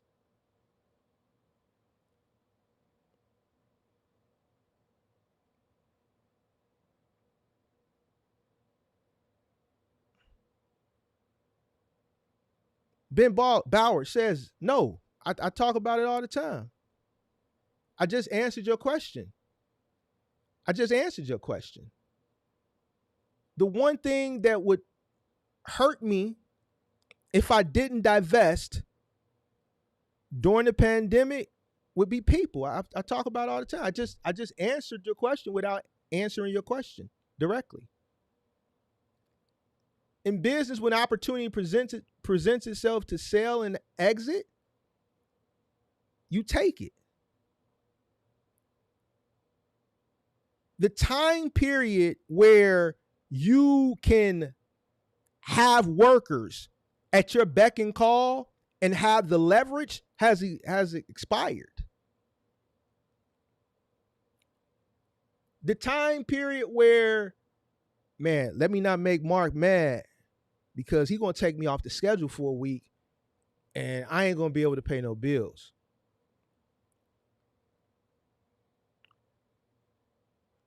That time period is over with. Those was the glory days where your employees were scared of you because you held the power of taking them off the schedule. And if you took them off the schedule, what could they do? No gig economy, or a gig economy was just barely getting started. Getting a job was something that was a process that took weeks or a month or longer. You got to go in, apply, wait for them to call you, go in for an interview, wait for them to call you for a second interview, go in, have a second interview, wait for them to call and offer you a job and then tell you a starting date or go through training. By that time, a whole month done went past. Now you done lost a month. Nowadays, the leverage is in the hand of the employee. Why do you think when you go to places, and we've had this conversation before, customer service sucks? Customer service sucks today. Fast food, restaurants, me and my girl was just talking about this restaurant here. I ain't going to say the name of it. I've given this restaurant 3 times. They just can't get it right. Sad thing, it's black owned. The problem now is the customer service with the waitresses and the waiters. Why? Because ever since the pandemic, the tip is baked into the meal. So once you order whatever that costs, they automatically add a 25% gratuity on your bill. So the tip is there. So if a person provides you poor customer service, it don't matter because they get a 25% gratuity regardless. So the service provider, right, they don't have any incentive to go above and beyond anymore because their 25% gratuity, they're going to get it regardless whether they give you good service or whether they give you shitty service. So as an owner, what do? Because now the employee has the leverage because if you reprimand them for giving poor service, one, you go to your desk, you go into your file, that stack of applicants that you would see on your desk 10 years ago, it's like this now. Or if you lean on them and you do some form of corrective action, they get mad and they walk out mid-shift. Why? Because they can leave out, go right in their car, and start flipping through their phone to a bunch of apps that they already got anyway because they have to supplement their income because the cost of living is already high. They don't turn on DoorDash. They're going to turn on Grubhub, Uber Eats, Uber, Lyft, Roadie, whatever, and they're going to go get to it. They have options now. Whereas prior to this new economy or gig economy and just opportunities, they would have to go home with their head tucked and they'd be like, God, Lord, Jesus, what am I going to do? It's easier to get a job now. Why? Why is it so easy to get a job now? Because retention is low. And there's not a lot of people applying. You have corporate jobs incentivizing you to apply. And then they're incentivizing you to stay. 10 years ago, wasn't no job finna give you no goddamn iPhone to apply. If you stay 6 months, hey, apply with us. We're going to bring you on. Don't worry about it. We don't care about nothing. Just apply. We're going to put you on the schedule immediately. And if you stick with us 6 months, we're going to give you a PlayStation 5. If you stick with us, we're going to give you a PlayStation, an iPhone 16. You know what? You know what? You know what? We got even one better for you. Forget bi-weekly. Forget weekly. At the end of your shift, we got this app. You can just go into this app and you can withdraw 50% of what you earn today. You ain't got to wait if you come work for us. We're going to pay you out immediately. It's only going to cost you 1%. So if you make 200, we'll let you cash out 100, and it's only going to cost you $1. They coming up with all type of ways to get you and to keep you. So how can an owner today stand on business and have leverage? You can't.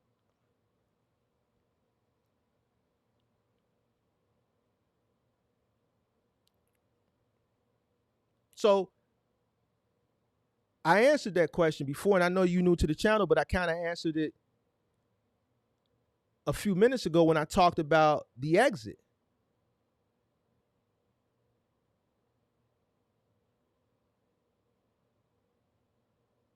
That would be the only thing that would be a struggle. If I tried to duplicate today, the one main struggle would be the people.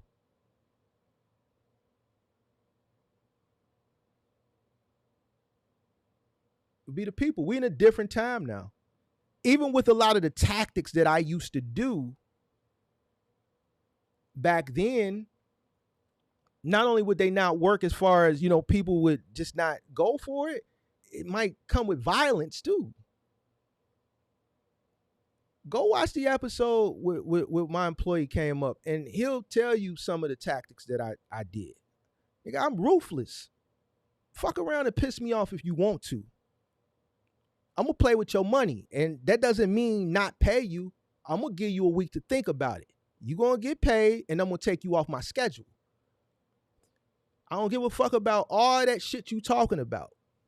Man, I got bills to pay. Cool. You should have thought about that shit before you did what you did.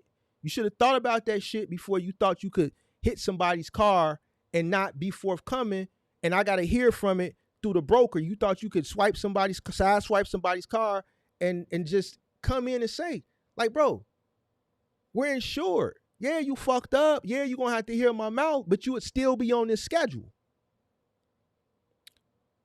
So now, because you went about it the way you did, I'm going to give you a week to think about it. I seen somebody in the Discord saying, man, something about somebody smoking on the truck. Bro, that was one of my, like, that's just something that you're going to deal with. If you scale, man, 9 times out of 10, you're going to catch motherfuckers smoking on the truck. And we ain't talking about cigarettes. That was one of my main pet peeves. Especially in my industry, moving company hustle in here, he could tell you. You can't pat these guys down when they come to work. In today's society, especially in this industry, and some people want to get mad, but if you've been at scale, you understand what I'm saying. It's certain type of people that you can get to do this type of work. And some of those people, they just can't go 10 hours without hitting the blunt.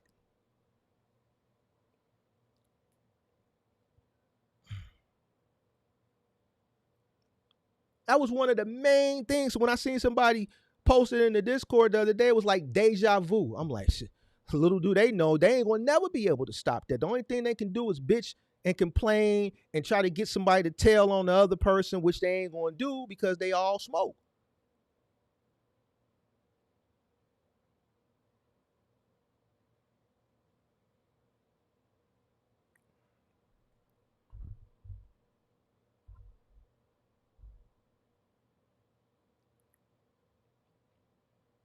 Now, I never had that, Jamel. The only difference back then is I'm dealing with a different level of guys that knew how to air themselves out. They would do it in between jobs.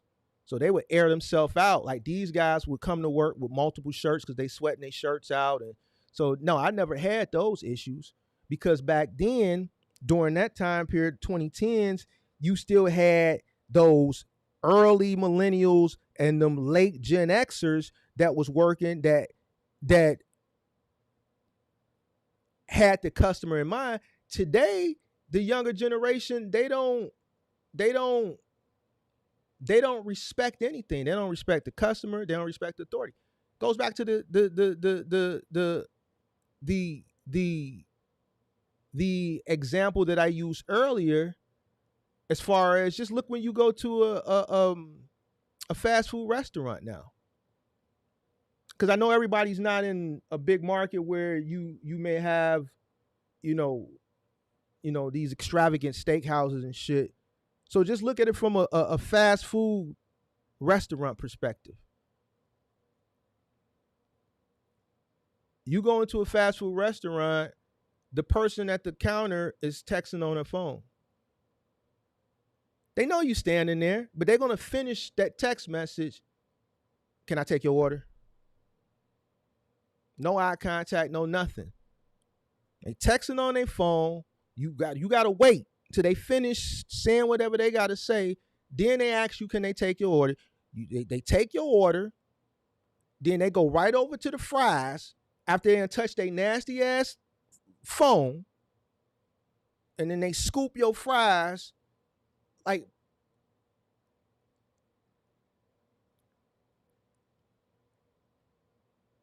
Or I'm gonna tell you here, they don't even say, how can I take your order? I swear for God. Like, listen, you go to places here, you walk up to the counter, they'll just look at you. So what I do now is, this is what I do. I make them speak. I say, how you doing? I had one chick, she didn't even speak. I said, hey, how you doing? I said, how you doing? She said, you know how they do. Hey, Don Solo, you know what I'm talking about. Like, what you want? What you mean what I want? I want you to say, hello, welcome to goddamn it, Chick-fil-A. Hello, welcome to goddamn it, wherever. I ain't even here buying for me. I'm here for somebody else. But at least greet me. I'm here picking up something for my chick. I don't even eat meat. I'm here picking up some shit for my chick. I don't even eat meat. I wouldn't be here if it wasn't for her.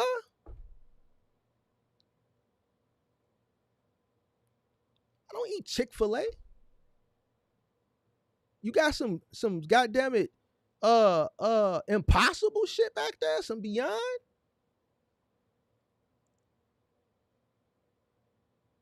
So hell no. No. Ben Bauer.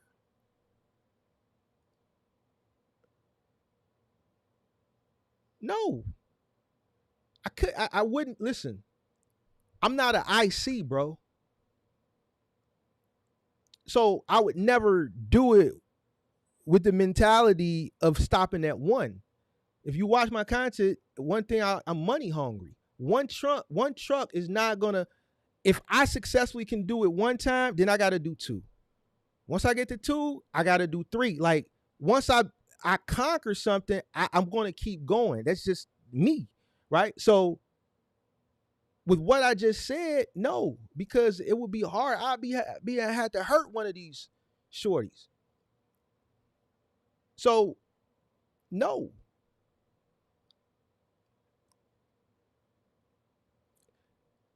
To be an MC,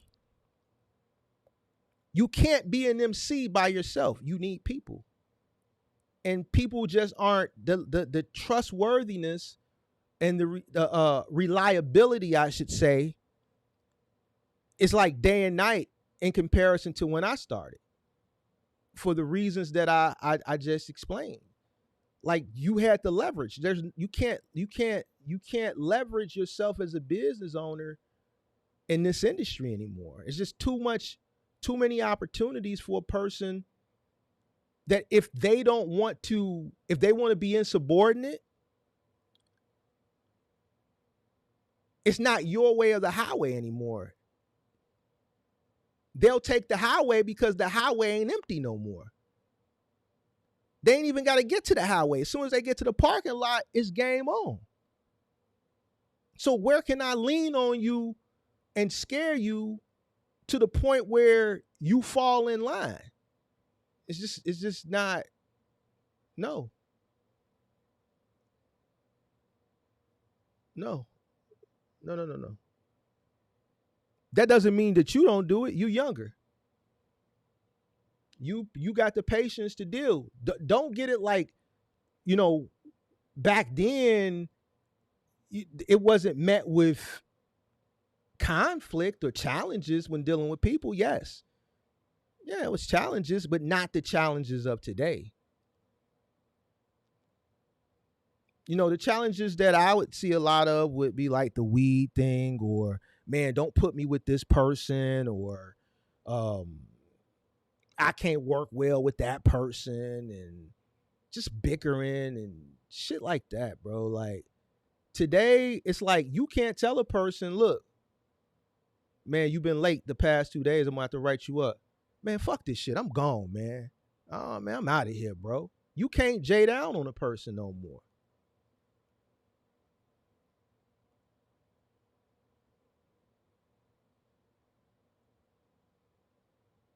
So, nah, you need people, bro. I don't necessarily have no. I don't think I would be able to uh the scale that I did at the speed that I did it, it's aggressive, even though the opportunities were being presented. The people, in order to get to that point, you have to acquire people and you have to retain them. If you keep losing people, you won't be able to continue to scale because you're having to replace the people at whatever point you're at. So you have to onboard people, keep onboarding people, and retain those people. So no, I don't think I can get to the level I got to in then today. No, I don't think I would be able to. And that's just being me being truthful. Some people say, yeah, if I did it once, I could do it again. I just don't see how. I'm being honest.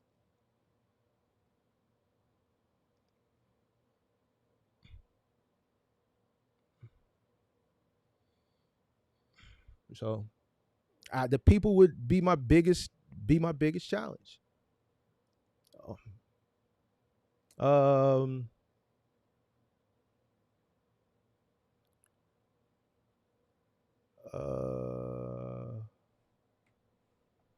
let me see. I'm dealing with my workers are. I'm dealing with the same. My workers are drinkers. So it kind of goes back to what I talked about as far as the moving in the final mile niche. It's what you get. Listen, and this is why a lot of people, you got people that understand the realness and the transparency, but then you have ignorant people that when they come to my channel, they don't like the transparency because the harsh reality is different from what they've been consuming. The unfortunate thing about these two niches is you're only going to be able to acquire a certain type of individual. It's not going to be a college graduate. It's not going to be someone who can code. It's not going to be this guy that can go out and easily become get a job as in cybersecurity. You're getting an individual, and here's the unfortunate thing, but I'm not like, listen, that if they could do anything else, or if any other opportunity presented itself and they could take it, they would.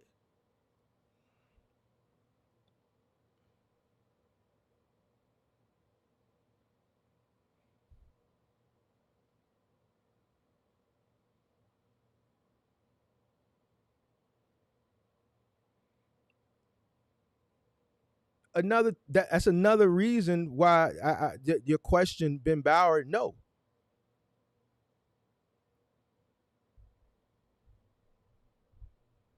My whole thing then was, man, whoever you know, if they just got out, they having a hard time, tell them to come see me.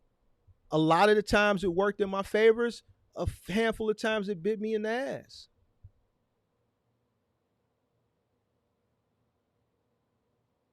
But that was the cesspool of applicants that I could continuously pull from.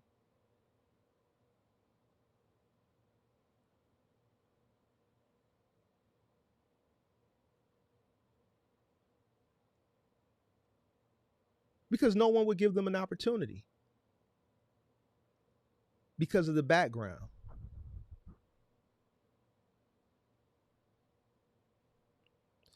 The reason I asked is because I agree with you on that lawyer gentleman that you had up, that he put in the work to get ahead in his endeavors. But from my experience, I've seen that luck has played a part in some of my successes, being the right place at the right time, knowing the right people. Okay, so like I could say that I think I gave the example, like the way I came into Final Mile, I didn't know Final Mile even existed. I didn't know it was a thing. I didn't know what it was. I didn't know until I got that call, right? Some would perceive that as luck because they didn't have to call me. I wasn't looking for this opportunity. It was a call. I look at it from doing good business in the moving industry. And when this company needed to hire a provider, or when they were looking for providers and they went to this resource, which was Yelp at that particular time, I happened to be one of the companies that a customer started my Yelp page by writing a review, right? And they were able to find me there. I don't think it was luck. I think it was just me having a good company, providing a good service, people writing good reviews, and then people that were looking for a company were able to find me there. It just so happened that this particular customer was a 3PL that was transitioning into big and bulky, that primarily dealt with small parcel. And because they were transitioning to big and bulky with IKEA, the contractors that were there weren't used to maneuvering bigger and larger items, and it was resulting in a lot of claims. So corporate said, look, we're on the verge of losing this. We're going to have to probably hire some moving companies because these guys are accustomed to moving big and bulkier items every single day professionally without fail or very minimal fail. So seek some moving companies to see if we can bring them in. And this is why, right? So when they brought me in for that meeting, they presented a great package. And that introduced me to Final Mile. I don't think it was luck. I just think it was because I provided a great service. I had good reviews. We were an early adopter, right, on Yelp. And this particular customer was a 3PL and they found us. I don't think it was the right. Me personally, I don't try to get caught up in that luck shit. I don't get caught up in that luck shit, bro.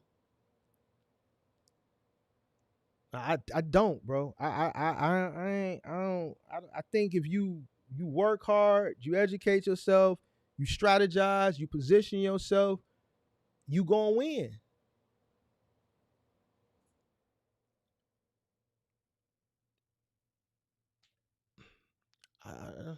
I know if I play the lottery, it's a 1 in a million gazillion chance. If I win the lottery, that's luck. Because the odds is just enormous. But if I'm coming into a business and I have an understanding of what I'm investing in, and I strategize, and I sacrifice, and I'm disciplined, and my work ethic is there, and I keep pushing, and I continue to educate myself, I can keep working, pushing, it's gonna happen, bro. It's gonna happen. I look at things all the time and I say, no, I'm not gonna touch that. Like I gave an example the other day. If someone came to me and said, man, Mark, invest in this beauty supply with me, I would say, absolutely not. I'm going to lose. There's no way I'm going to win at that. No, Mark, you got to think positive. No. When I assess the situation, I assess the industry, how can I win? I'm going to be just like every other one that tried before me. And I'm going to meet my demise because I'm not going to be able to compete. And my community is not going to support me just because we got the same skin tone. I see beauty supplies open all the time in my city. And they use the whole black thing. And guess what? They fail because they can't beat Cosmo. Cosmo got shit on lock here.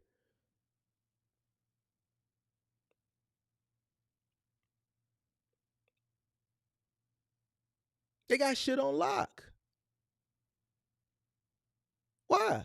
Because the products are made over there. They have an intra-network where the top people buy containers and containers and containers and containers, so they get a very, very, very minimal unit cost, and then they stock their stores, and then with the excess containers, they redistribute and they wholesale to people within their community and their network. And we're not in it. So just because it's a beauty supply and it's in our community, no, I wouldn't invest into that because I know I'm going to lose.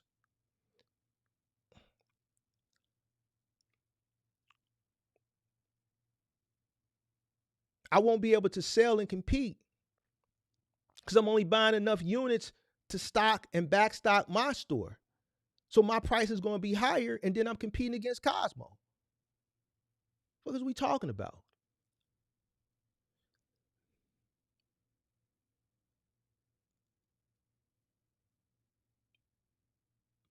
I see all these boutiques pop up. Like, why would you open a boutique? I see boutiques, these chicks run into a little money, they open a boutique on Stony Island, over here, and then they be here 3-6 months. They can't even last a year. Why? Because you're not doing nothing different. A person can buy your shit off somebody that's selling on their website that they getting from AliExpress or Alibaba. So why pay the brick and mortar cost, electric, gas, rent, city licensing, when you could just do this shit online? You're not going to sell enough units to justify the cost of the brick and mortar in 2025. Mark, invest in this boutique with me. I'm going to get the shit off Alibaba. Hell no. Oh, man, no, you're going to fail.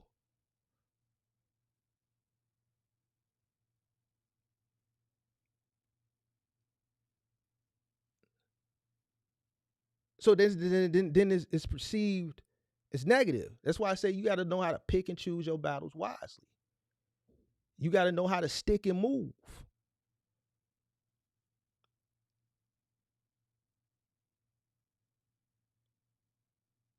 I tell people all the time, and like it shit is ignorant, bro, how much negativity. I read something where Mark Zuckerberg is trying to steal people from Sam Altman, and he's offering them $100 million contracts to come over and build an AI for Meta.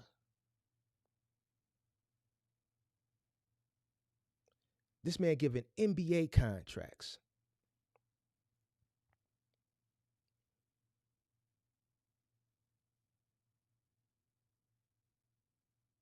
$100 million sign-on bonus. And we talking about goddamn box trucks and beauty supplies and car washes and barber shops.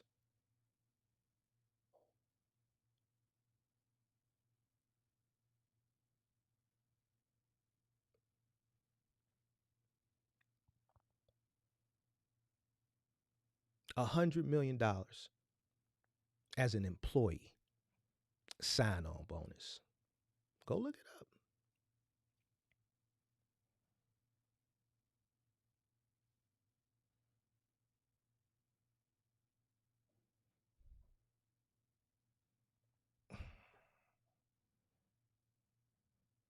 So at the end of the day, you know, you're gonna have people that's winners, and you're gonna have losers. Me personally, I don't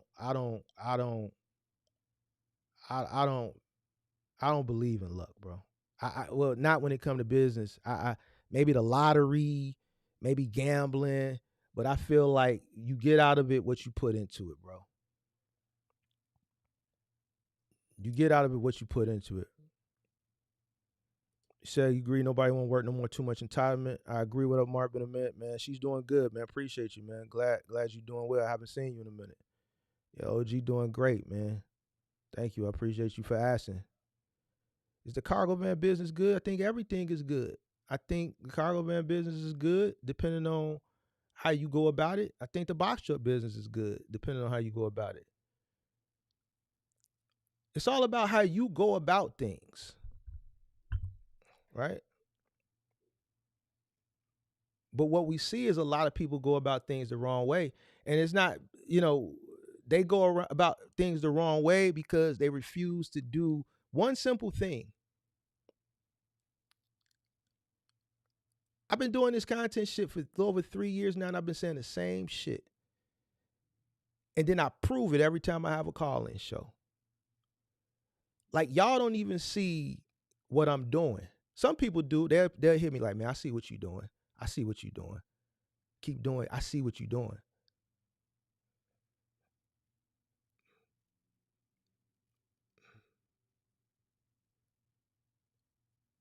There's no benefit. Like, there's nothing. Like, I have no incentive to give you what you want to hear. I have no. I'm not incentivized to be like the article that we read yesterday in Overdrive to glamorize. No, I'm gonna tell you what it is. And I'm a big boy, and I'm old, so I'm not in a situation like the younger influencers who care about what you say. I'm too old, nigga. I don't give a fuck what you think.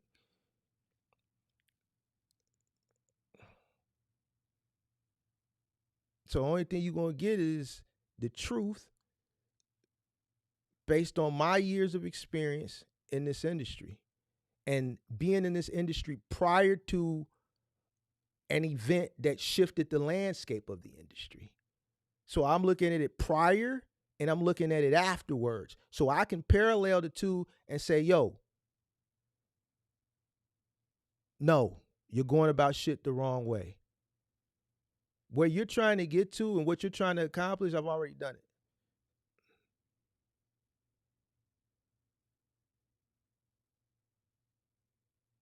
And I took advantage of people like you on the exit. And I appreciate everybody.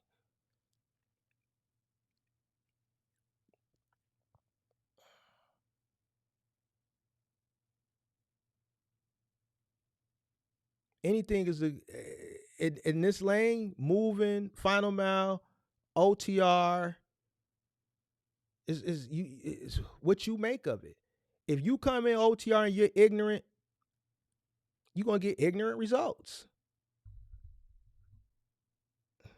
If you come in believing that you can start this business with your little funky ass $4,000, and oh man, Mark, you hating. All right, well, I'm gonna be a hater, and then you gonna be the same motherfucker that call on the call-in show 6 months later talking about, man, I used to watch your content. I didn't like you at first, but man, OG, man, man, yeah, man, you right. You right. You gonna be just like one of them. Or you can go about things the right way and come in the right way and not be that person.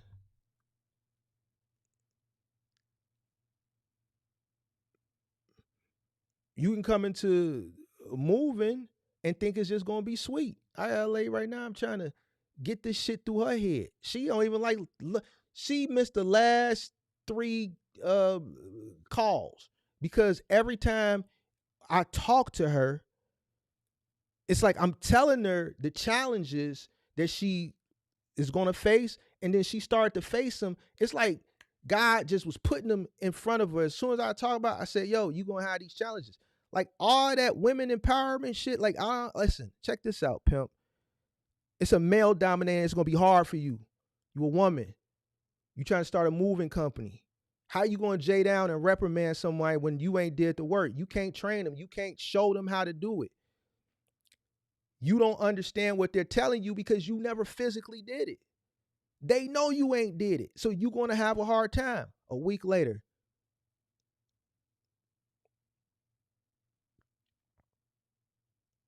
that level of respect ain't going to, you're not going to be able to.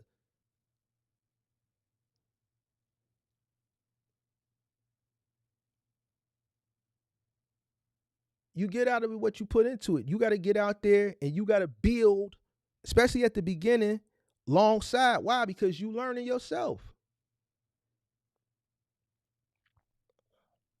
I told her, how can you effectively build and train somebody on something that you've never done?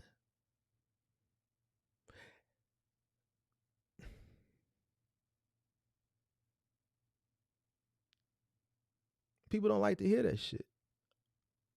Get out of it what you put into it. If you get out there and you build the foundation brick by brick, the results are going to be better. If you try to take a goddamn it shortcut to success, you're going to have a crummy foundation.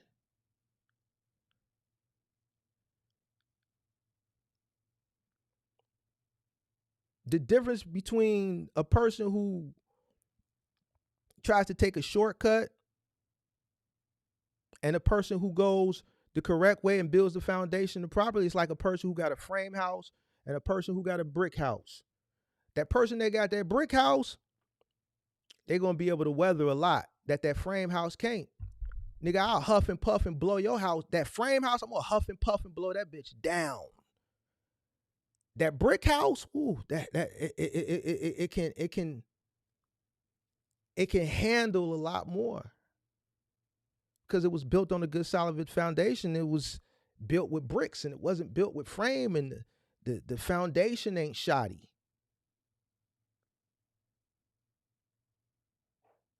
You went about things the right way.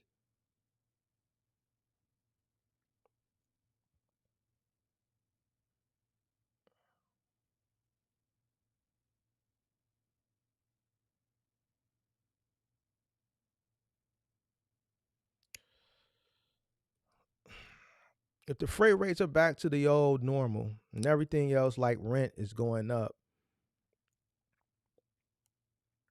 the market is going to crash. So what's going on right now is basically suppression. I've talked about this before. Me personally, I think in order for things to get somewhat better until the next downturn is to ultimately bottom out so that, you know, the people that have cash on hand that's been itching to spend it can start spending it to revitalize to infuse the economy with capital, which will revitalize it, right? People with money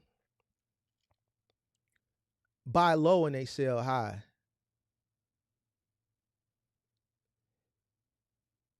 Right now, what's going on is suppression, like suffering, so to speak. Me personally, I say, yo, just put people out of their misery. Yes. The unfortunate thing is there's going to be people that are going to suffer from it. That's the unfortunate thing. But I think right now is you just have people that just being suppressed. I think the ultimate correction will come after we bottom out, and then there's no way to go but up.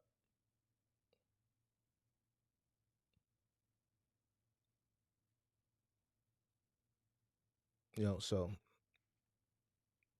it's harder for a person coming in now, yes. And we had this, you know, debate a month or two ago when I was focusing on, you know, when I, you know, put that shit to bed as far as the rates and how, you know, they're normal, and the operational cost is higher. The rates are going to be the rates because you competing. The more desperate people get, the more desperate decisions they make.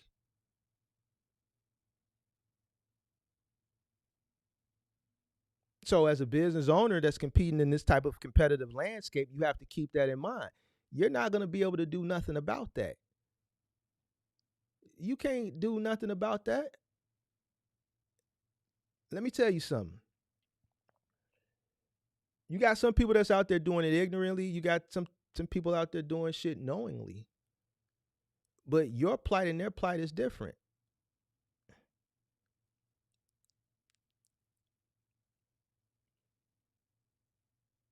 If I'm in a fucked up situation and an opportunity presents itself and it's going to give me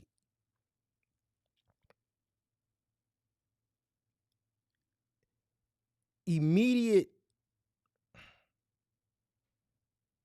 it's going to keep me liquid right then, even though if it's at a loss, but it's going to bring some type of liquid in, so to speak, because this is what a lot of people are doing just to get by.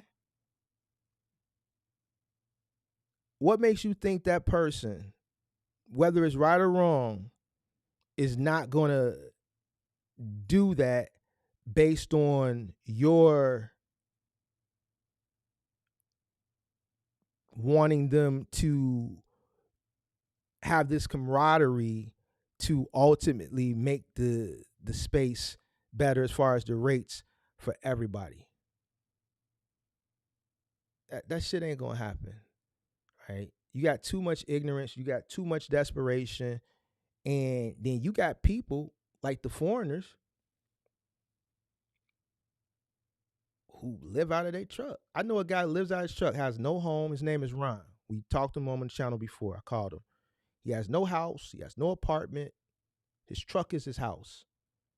When he's not working, when his truck is broke down, it's broke down on the yard, and he's in the truck. He has to go to the nearest White Castle to take a shit.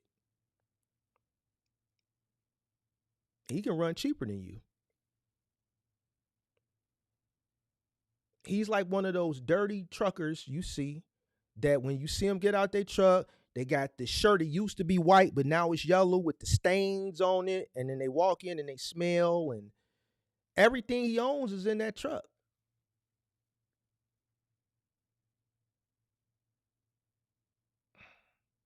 How do you compete against a person like that?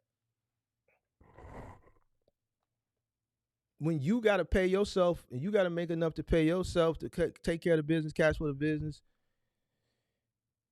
and be able to pay yourself enough to cover your cost of living. You can't compete with a person like that. But those type of people exist. I know one. His name is Ron. And I called him before on this show.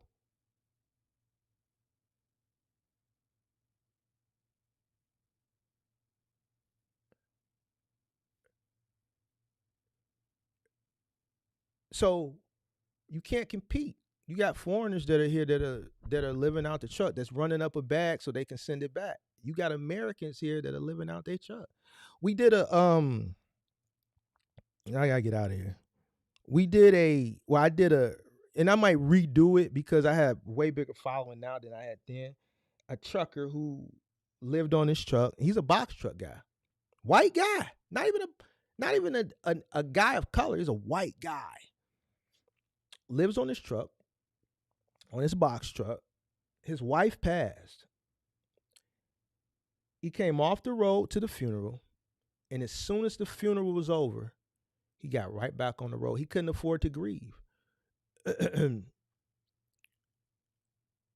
nonetheless, you have people that absolutely positively live on their truck. So they can operate at a lower cost than you.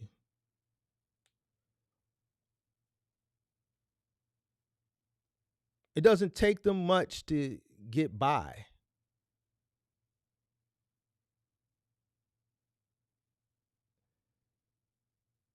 So when I say shit that pisses people off, I don't get mad that they get pissed off at the harsh reality. I actually appreciate them because, like I said, I need ignorant people. I need people to remain ignorant.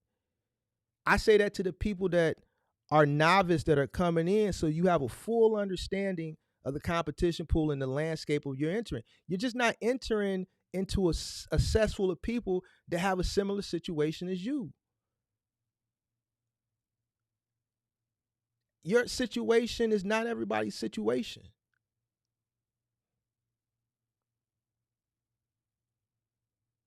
So I say that so that you understand, so you set yourself up so that you can compete against everybody and win. That goes back to what we talked about earlier. That separates you, if you decide that you want to be a lion, from the sloth.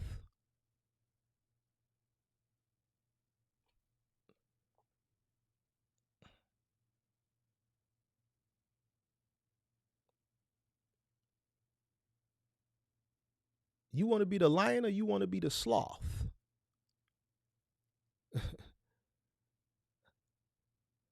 The sloth gonna fail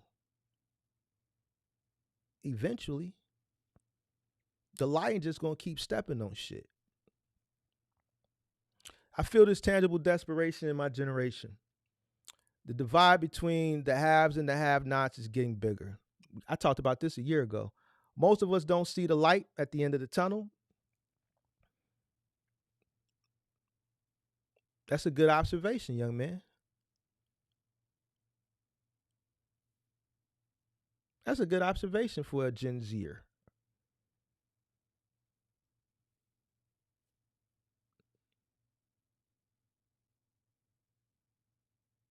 The desperation comes from instant gratification, which is why the thought that should go into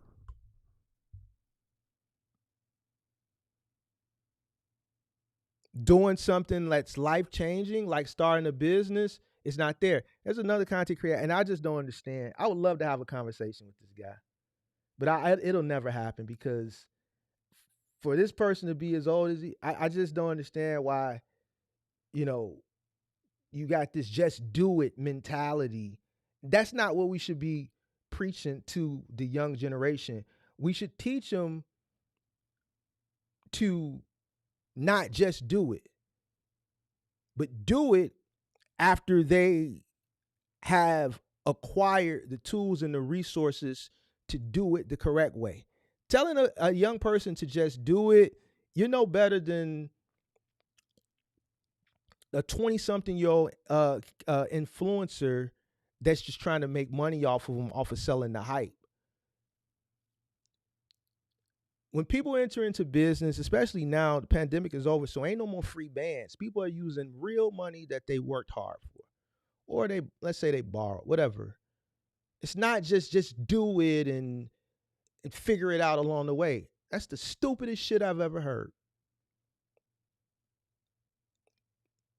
You have people, listen, I've had people,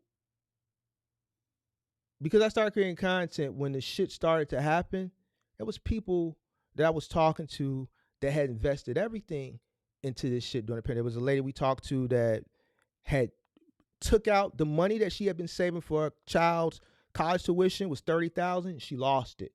Listen to these fools. We've had people that call up on a call-in show that took out their retirement. They lost it. There was a guy who a few months ago, he took out his retirement and to do Amazon Relay, he said he lost it.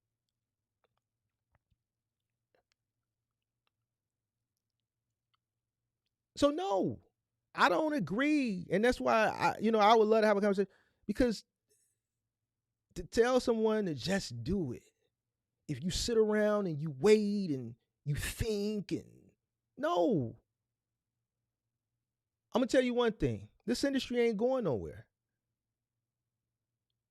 Take all the time you need to make sure that you are properly set up and prepared so that when you do come in and you do get met with a harsh reality and the challenges, you have the tools and the resources, the knowledge and the money to fight the battle and fight the war.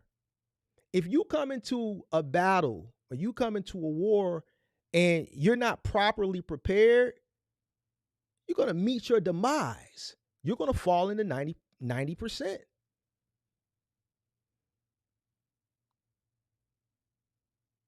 Because once you come in, the shit going to move fast. Anybody that's came into this industry, even if you don't like me, you can admit, look, when you come in, you in. Game on now, and the shit going to go. It's going to move. Them bills going to keep coming. That 30 days, that insurance, that truck note, if you renting every week, Penske Rider Enterprise, as soon as you turn around, as soon as you feel like you got a little relief, here it comes time to pay that shit again. That shit going to get real quick, right? If you ain't got the tools and the resources,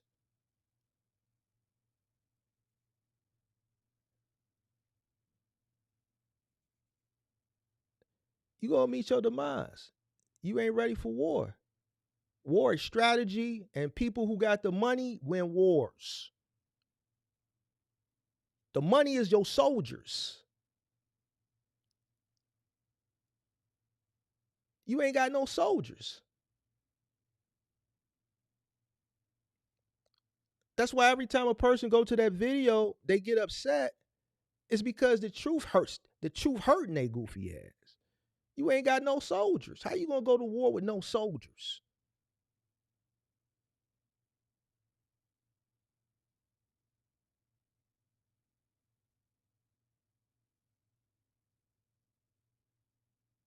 You a send-off. You a crash. You know what we call you? You a send-off. A crash dummy. You got sent off. You were part of the 90% that we went through yesterday with the TikTok shit that got sent off. You was a send-off. That's what we call you.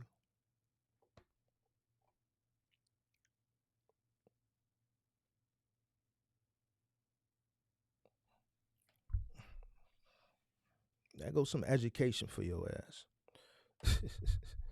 Happy Juneteenth. What last question? What van would you start with, man? Listen. Ford Transit.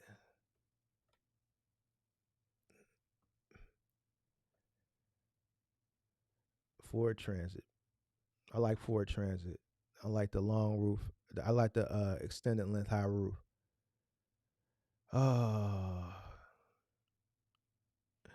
You said you heard because of the lack of workers you letting. So what I heard was the fact that he was getting pressure by the way they was running in places and snatching people out. So he told him to relax a little bit. That's what I heard. To me, that makes more sense. At the end of the day, listen. At the end of the day, the cycle will always correct itself. We'll have enough people to do the work that we need them to do. Why? Because eventually, all the people that got these false hopes and these dreams, when they try it and they don't go about things the right way and the market corrects them out of it, they're not going to have no choice else but to go and do the shit that they don't want to do. All the guys that came into the box truck thing, and like the people that have been following my channel since the beginning, you see how they come and go. They all end up having to go do something that they said they didn't want to do. So the shit that people are saying, oh, they don't want to do, they eventually going to have to go do it.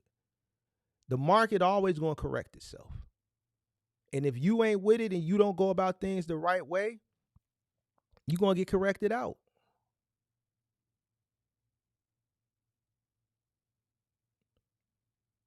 We're going to have people. Don't worry about it. And for where we don't, technology will replace you. Remember I said this in about 7 to 10 years, a job is going to be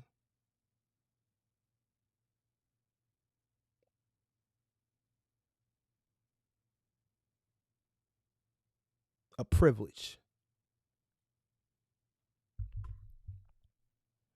In 7 to 10 years, having a job is going to be a privilege. Don't let that go over your head, young folk. Now, I ain't never told you nothing wrong. Even the people that, I've been proving people wrong the whole time. In 7 to 10 years, a job is going to be a privilege. Meaning, in 7 to 10 years, if you are one of the lucky people to have a job and or a career, it's going to feel like a privilege.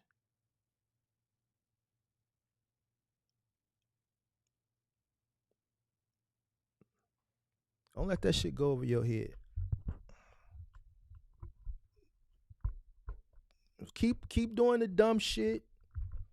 Keep paying attention and doing the little ticky-tocks and the snappy chats and setting your phone up and doing the little dances, and keep being distracted by what's really going on out here in these streets. Keep being distracted.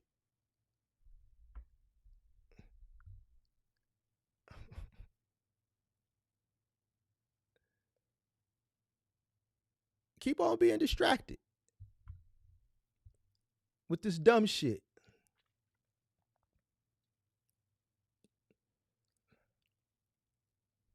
You're going to look back and you're going to realize that you had an opportunity and you blew it and you missed it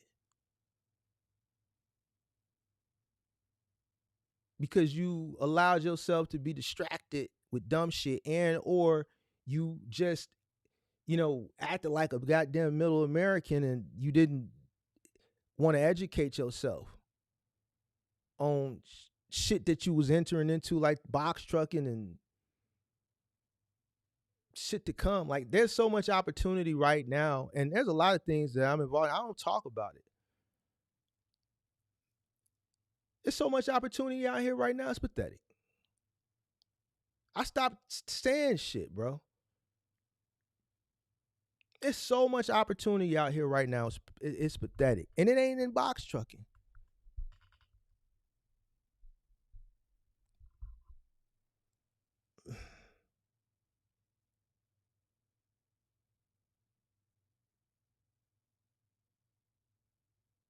I think that industries have golden years and golden days.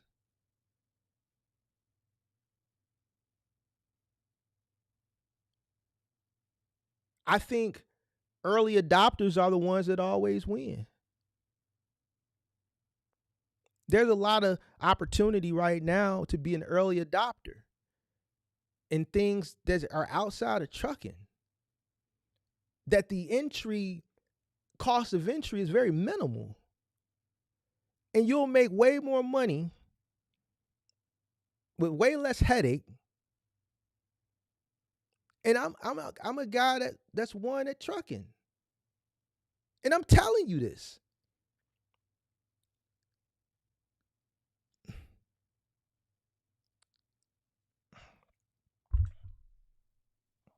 I'm telling you this.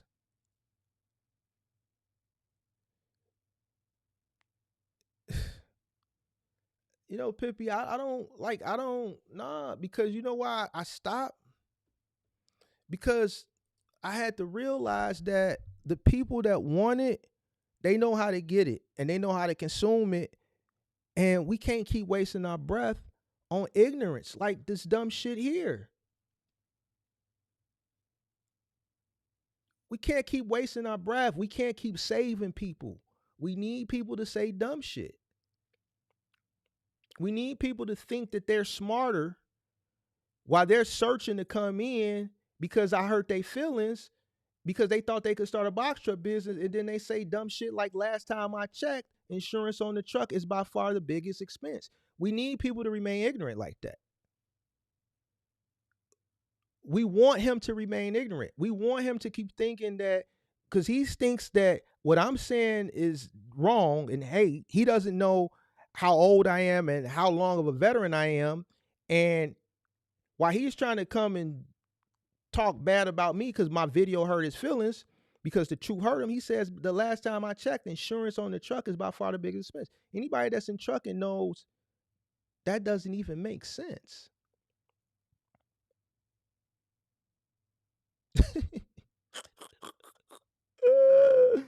So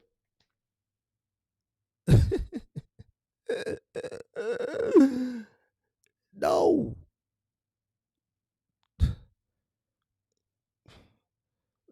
Let these cats continue to be lame and slow and don't want to read and take the time to research. I need them to continue to be ignorant because we need people to take advantage of. And then that answers Greenland's question. These people are going to cycle right into the shit that they said they didn't want to do. They're going to have to go do it.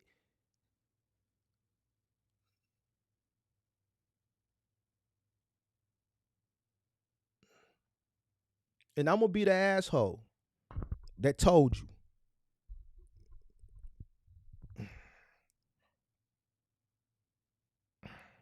All right? All right.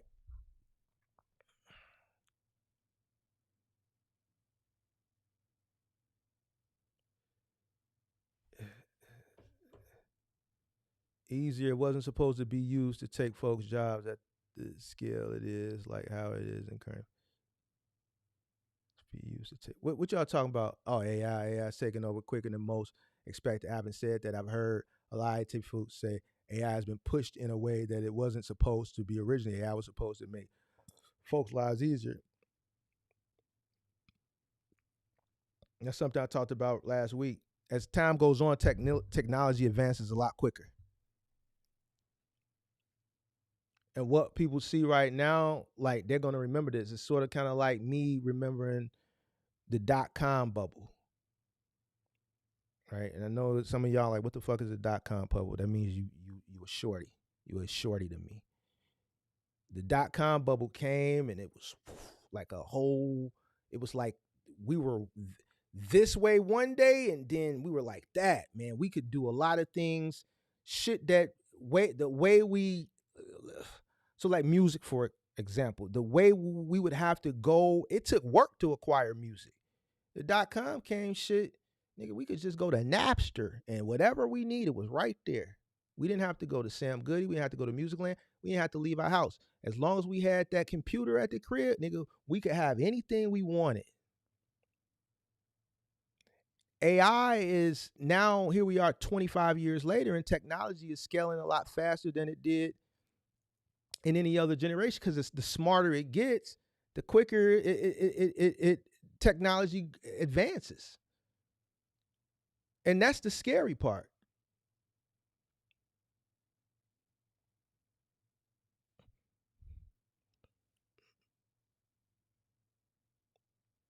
That's the scary part.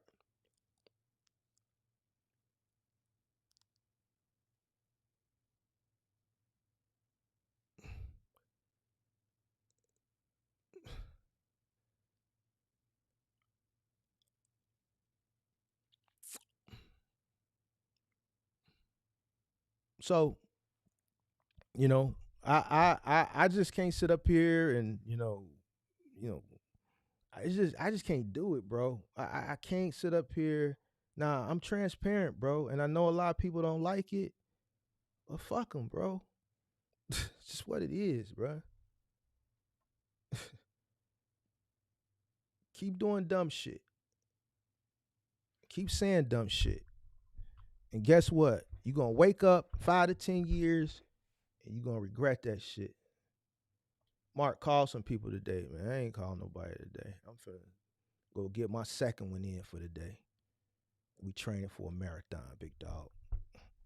All right, man. I'm out. Happy Juneteenth to everybody. Appreciate you for tuning in today. I'm out. Peace.